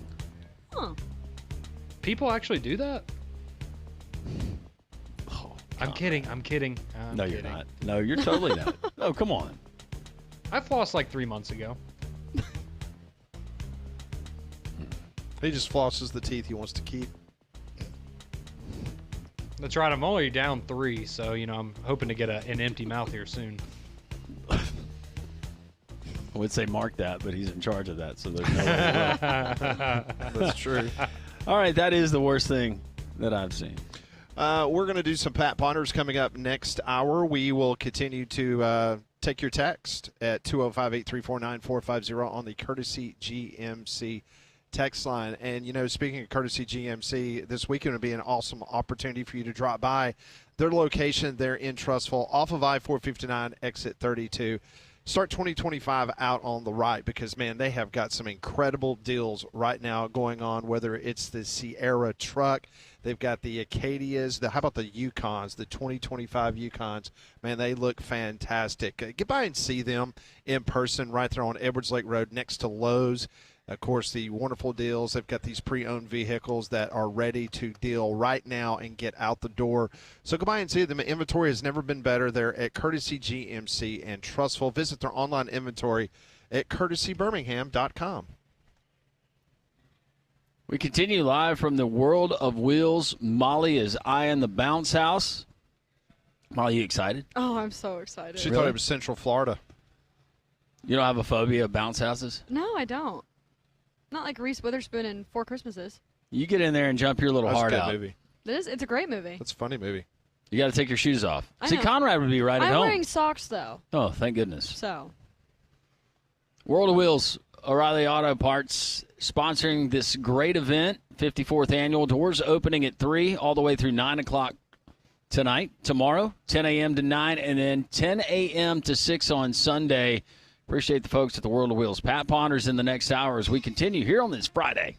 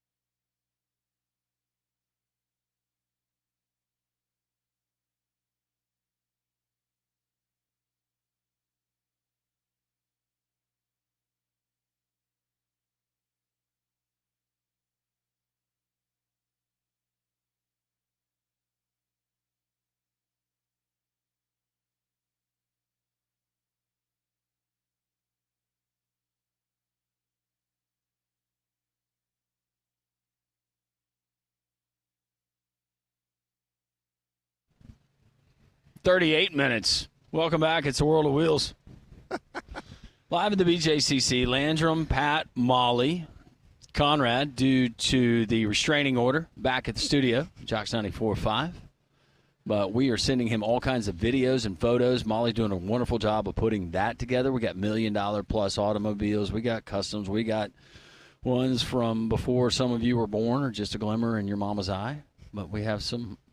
I sounded like Wim Sanderson there, didn't I? By the way, he joined us earlier on the show, went through the SEC slate, gave us his thoughts on those games as well. UAB men's coach Andy Kennedy joined us on the show, previewing Charlotte coming up tomorrow. Broadcast you're going to be a part of. We've got a baby race there at Bartow, 1 o'clock tip, 12:30, Jocks 2 100.5. And then also you asked him about North Texas. Quick turnaround, Monday night, ESPN2, but locally here on Jocks 2 100.5.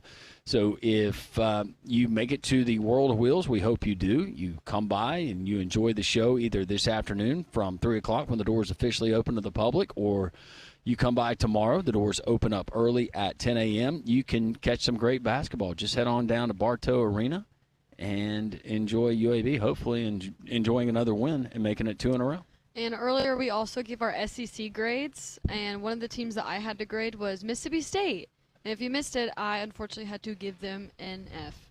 I think that was a fair grade, though. Yeah, No, me I too. think it was too. But we have some news coming out for the Bulldogs. So Mississippi State is hiring longtime college head coach Mike McIntyre in a defensive analyst role. Nice. He's the former head coach at San Jose State, Colorado, and FIU. And he was also an assistant coach at Ole Miss. And Duke. Along with Rich Rodriguez. Yes, he was. And he was very well thought of at Ole Miss, but he got an opportunity to go to South Florida to be a head coach, and that's when he left. But a lot of people in Oxford, they thought a lot of him. So I think that is a great get for Jeff Lebby and that Mississippi State football program. Auburn is at Ole Miss this weekend. Do you realize that when Auburn played at Ole Miss last season on February the 3rd, it won its first Quad 1 game of the season for Auburn? Whoa. Last year. Wow. And they've got 12 already. What a difference a 1 year makes on the calendar. That was their first Quad 1 win last year at Oxford on February the 3rd. It's almost been one whole exact year on the calendar, and they've got 12 more. Well, and that's something that was a talking point last year. We knew that Auburn was going to get in the tournament, obviously, but as far as seeding, Quad 1 games started coming up. And what did you say? Do you have their overall Quad 1 record last year? Because it was a losing record. I can get it. Sorry, was that a sigh? Like you're frustrated because I just threw a curveball? No, I love the curveballs. Okay, I thought you did. I love the curveballs. I couldn't tell. I'm just trying to see if I can get to the previous year, but maybe I can. I'll see what I can do. Okay. I believe they had 4 Quad 1 wins. That 4 seems Quad right, 1 Conrad, last because year? they racked a couple up late in the schedule. But, yeah, for them to have 12, some teams would love to have 12 over 2 seasms, maybe 3 seasons. 4-11 was their record last year. In Quad 1s? In Quad 1, yeah. Okay. There you go. Glad I could help you out, Landry. I'm looking at the ACC because last week we were given that stat about the ACC combined, how many quad wins Did they have have. like 11 last week? Is there any way by the time it's said and done that Auburn has more Quad 1 wins than an entire conference? Not. I know that from the mid-majors, yes, there would be obvious discrepancies there. But Okay, I'll just give you the ACC right now. Add this up. You ready? Yeah. Duke is 5-2. Okay. Louisville 4-5.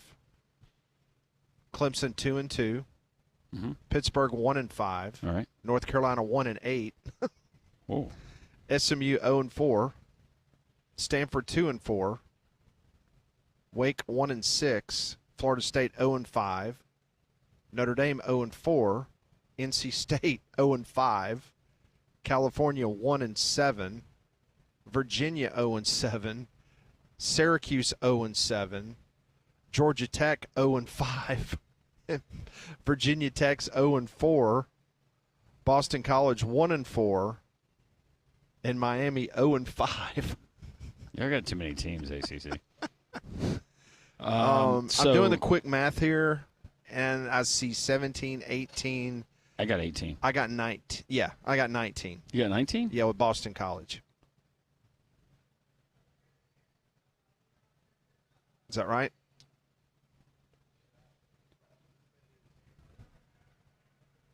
No, you're right. You're right. It's 18. Okay. Was that Huffman math? I said that. I'm a Huffman graduate. I can say that. No. I don't see tweets. They were a magnet school, and you had to be proficient in either science or math if you did not live within the zone. That is correct, and I was fortunate enough to live in the zone, and I did not have to be proficient in math or science. What were you proficient in? Kicking over the anthill, getting people in trouble? No, it was history. You were the office aide, weren't you? I spent a whole year as in the attendance office. I'm the one that when Landrum didn't show up to class and it was 3 and 6 and then 10 absences, you would have to send a note home directly to the parents. And so I was in the attendance office for a whole year instead of taking I didn't want to study hall. So Yeah. I was didn't an study. office aide too. So I would go and then I'd have my friends, hey, if you see my attendance card pop up, kind of give me a heads up so I can go to the mailbox before my mom and dad get out there and give a notice. Yeah, you're that guy. Yeah. Hall monitor. No problem. Happy to help. Let's do some ponders. We're going to do a little early today, but that's what we do. Have we gotten video of the Auburn off-road vehicle? I took a picture of it. Okay. Is that part of the? Okay. All right. Pat Ponders, squirrel. More damn. Pat Ponders here on 3-Man Front, brought to you by Courtesy GMC. I want to know what you're thinking. Tell me what's on your mind. It's time for Pat Ponders. Brought to you by Courtesy GMC in Trustful. Their online inventory is outstanding. It's just like what you see there on when you're in person. It's courtesybirmingham.com is the website, located off of I-459, exit 32 there in Trustful. All right, question number 1. The NFL Pro Bowl games started last night. Not sure if you got to see any of the quarterback competition. But if you were hired as a consultant by the NFL, what would be your suggestions to make the Pro Bowl games more relevant? Molly's turning her nose up, so I got a feeling if you want to say get rid of it, I'm all for it. But if you were hired by the NFL, what would you give them as a recommendation? I mean, I feel like no one really cares about the Pro Bowl anymore. They don't. They don't. Put it back to normal. So you want a game? Yeah. Like a real game? A real game. Okay. That's Molly's No, recommendation. it could be I don't know, flag football so they don't get hurt, but not what they're doing now. Do a real game, but incorporate all the things that we would love to see instituted as far as rules, like we were talking about yesterday with the field goals. Like added points. That would be fun. Added A Pro Bowl points. is the perfect place to do that. Yeah, throw from a particular spot on the field. I don't know. I'm like Molly. I think just do away with it. It is, to me, it's always been the least entertaining of any of the All-Star games that we get. But I don't know, as a part of the fun, I would be more apt to watching 2 Pro Bowl offensive linemen square off in a wing-eating contest than some of the other stuff that we get. Yeah. Or maybe skills in other sports that you display. How about you, Conrad? See, the only suggestion, because the big problem, I think, with the Pro Bowl is where it is in the schedule, right? It's at the end of the season. A lot of players are already checked out. You can never have the players from the 2 best teams that are in the Super Bowl in the Pro Bowl.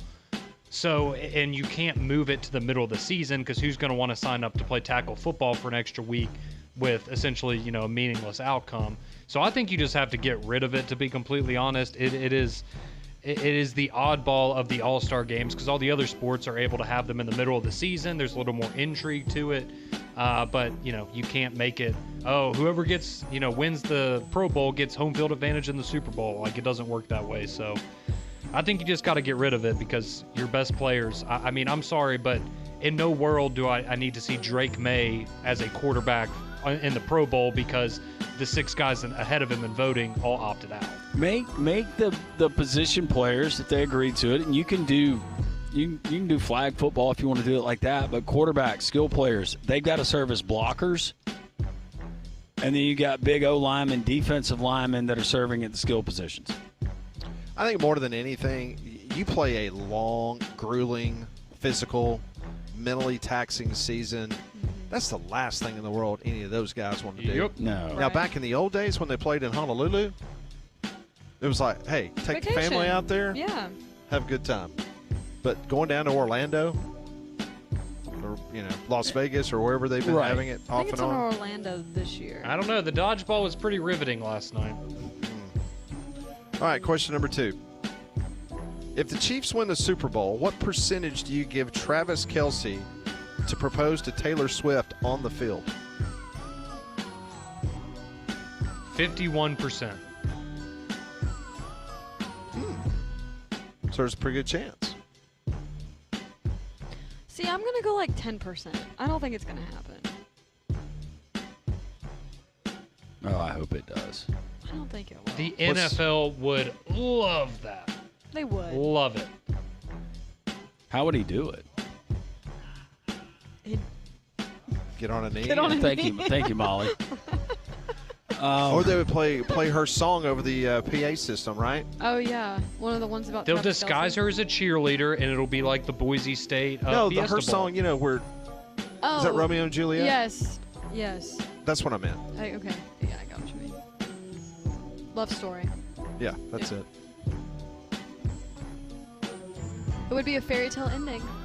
Give me a percentage I don't think it'll there, happen. champ. though.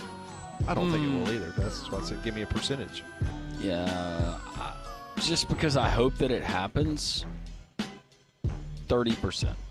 So Conrad's going 51%. Have like the Kendrick odds. Lamar They do have a song together.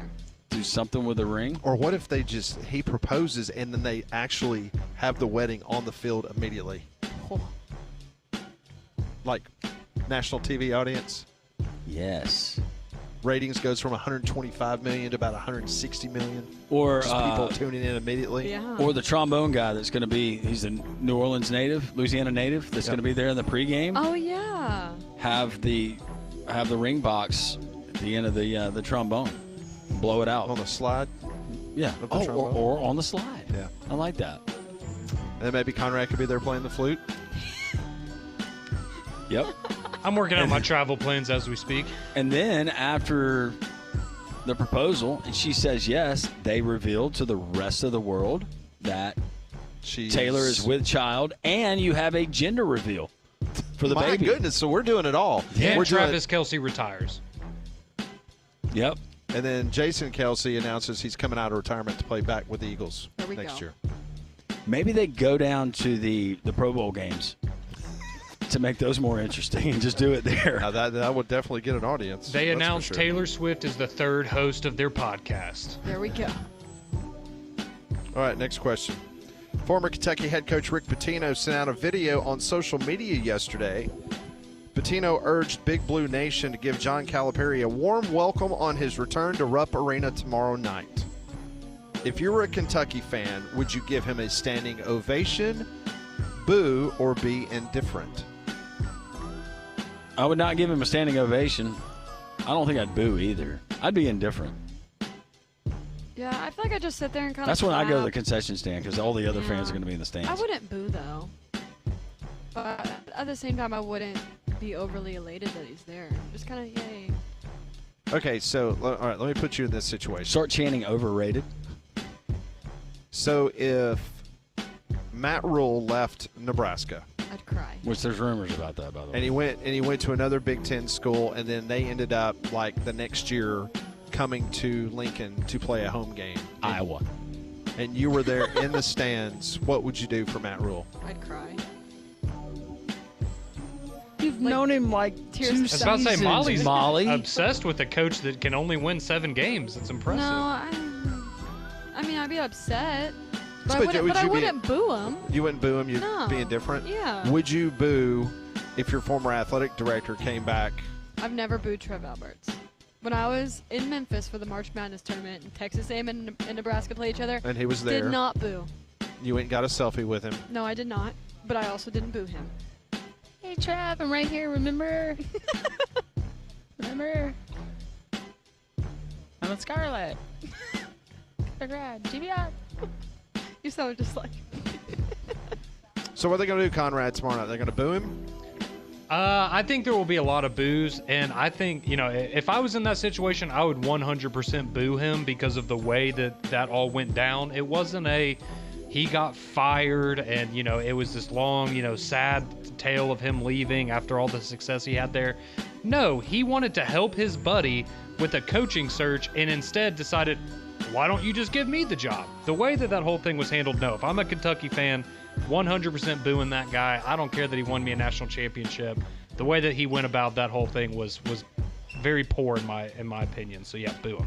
What I would do is at the initial introduction, I would probably stand and clap. And then that would be it. And then after that, he is going to be the opposing coach. I would be yelling at him like it was Bruce Pearl, Nate Oates, or whoever else was there. I would give him at least the benefit of one clap. Yeah. And then after that, I respect it's on. I'm looking at tickets. And the chance of he's definitely going to get booed. You got how many? What does Rupp hold? 24,000? Yeah. Because, a lot of Arkansas people are traveling to Rupp Arena. Yeah. That ain't happening. Tickets starting for this game against lowly Arkansas, $169. Now you have to. I'm trying to see where this is located in Rupp Arena. Section 224, row S. All right. I'd like to go to Rupp Arena at least one time. Okay. I don't know. It's not. All right, here we go. Section 230. Ooh, you are way up there in the rafters, friends. How much? 193 is now what it says. $193. That's Starting without there. fees. Look at this, though. Pat, you guys at home can't see it, but that's your... It's pretty high up. That's really high up. Yep. Camera probably makes it look closer than it really is. Probably right. Maybe an obstructed view. You can't even see Ashley Judd from up there. All right, next question. We have been broadcasting from the world of Will. So, as a high schooler, what was your dream car?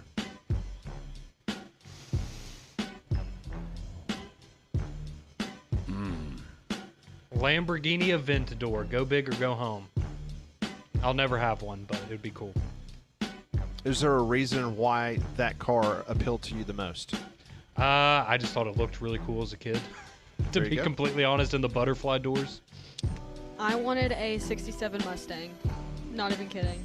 The dealership by my house had one, and I remember it was springtime yellow, and my dad's a big Mustang guy too, and I wanted it so bad, but it was a stick shift, and I can't drive a stick. So like an old Ford Mustang. If it had not been a stick shift, would he have bought you that car? Oh, absolutely. Because it wouldn't have just been me. It would have been his, too. I got you. Because he's also a big Mustang guy. Either that or a Shelby Mustang. For me, it was the candy apple red Miata. No, not really. I believe it. Any kind My of uncle had one of those growing up. Any kind of Ferrari. I knew people who had the Miata. Any kind of Ferrari, I was all about. They're still really cool. Didn't you see? Did you say Fiero? Huh? No, not Fiero. Now, if we're talking like luxury, like a dream car, No, if I'm going luxury, it's a Rolls Royce, and I want a Yeah. driver to come with it. or I'm doing like the James Bond Aston Martin, like the old one. Ooh, you hear that? Ooh. Humming. Okay, going back to Molly, one of your favorite movies, Talladega Nights. Yeah. When they're coming by. Whoa! We were quoting that earlier. Oh. Yeah, what about you? My sister had a 68 Mustang. Ooh. And I was pointing it out to Molly. It was not a convertible like that one, but it was exactly. And I love that car. And See, and the stick shift one was a convertible. That Oh, gold, I that wanted gold, it is so that a bad. Firebird? yes, That gold Firebird. It was closer to us last year. I love that car. yeah, that's a great car. It's got T-tops, right? It's got T-top. Yep. Yep. Looks good. All right, I'm going to give you guys a bonus question before we get out of here. Since this is World of Wheels and it's a Friday. feeling benevolent. You know, Oscar's going to be here this weekend from The Office. It's going to be here Sunday, by the way. World of Wheels. Come by. Get your picture taken with him. Sign some autographs. Who was the most underappreciated character from The Office? Underappreciated.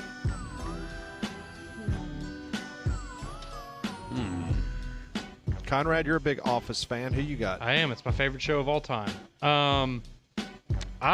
There's so many you could pick from, but I think the most underrated. Go ahead and say Toby. No. Just say it. Oh, no. Just say it. No. You're a Toby fan. Not the biggest Toby fan. I think the most underappreciated character, and it's because of when he was on the show, and a lot of people had checked out by this point. But James Spader as Robert California in the season after Steve Carell left the show is so good, and it's very different from the Michael Scott character, but he has some of the most hilarious and bizarre one-liners of any character I've ever seen. So yeah, Robert California is very underappreciated. I love James Spader as an actor. He's so good. He is so good. Really good in Blacklist. So who'd you say, Molly? Well, I was going to go either Stanley or Phyllis. Phyllis? Yeah. Or Stanley? Or Stanley, yeah. Who was the receptionist after Pam? Aaron. Pam. Aaron? Aaron's really good. I think Aaron was definitely underrated. You didn't hear me, did you? In her contract. What'd you say? Kimmy Schmidt. Unbreakable. Kimmy Schmidt. That was a good show. That was funny. It was. Yeah, no, Who was- Aaron is very underappreciated. Who was the lady that played just the I'm a mess alcoholic? Meredith? Meredith. Yeah. Meredith. See, for me, it was Creed. I loved Creed. Oh, yeah. Creed. I was Creed about was to say, outstanding. he steals every scene that he's in. Very much so. He's Who very is that actor? Do you know his name offhand? Creed Probably Bratton. not. Played Creed? Yeah. His name's Creed Bratton. Creed Bratton. Yeah, he's a musician in real life. He's like a professional musician. And wasn't Toby's brother like the main writer? Toby was the main writer. Toby was the main Toby writer? was? Yeah, or he was not know him, Kelly, Ryan. I'm trying to think of who else, but I know those three. Well, were the other were one the was main writers. Dwight's cousin. Moe's. Yeah. Yeah, Mo. He was the He was the main writer. And Phyllis was the casting director, and then they ended up liking her so much that they just gave her the role of Phyllis. Yeah. But she cast the entire show. Oh, Man, we are blowing Landrum's mind right now. You Yeah, gotta you see are. Landrum's face. He's completely just befuddled by If this you have any information. office questions, Landrum, I got you. Where did they film the show? Scranton. Scranton. In Los Angeles. It was in L.A.? Yeah. You know, L.A., Scranton. Looks very, very similar. That's where Joe Biden was from. Did you know that? Scranton. Did Jim and He'd probably Pam believe you. actually have a real-life relationship? No, they did not. I don't think so. No, Jim has a real life relationship with his co-star in A Quiet Place.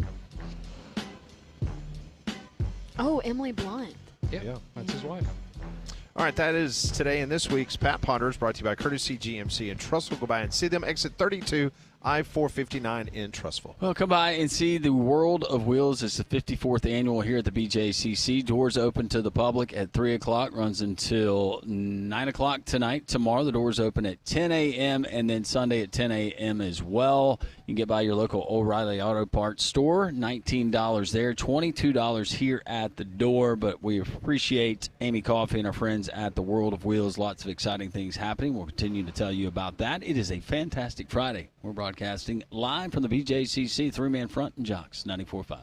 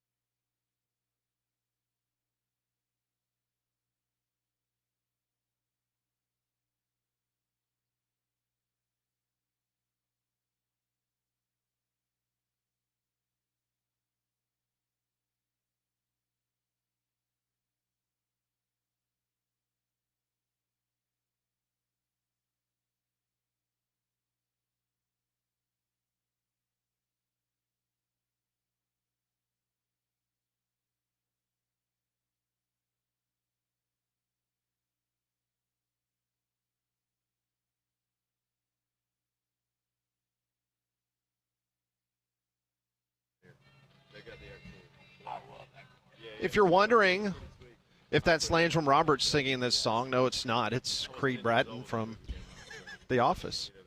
An original. How about that? I like it. Yeah. You can dance to it. It's a good song.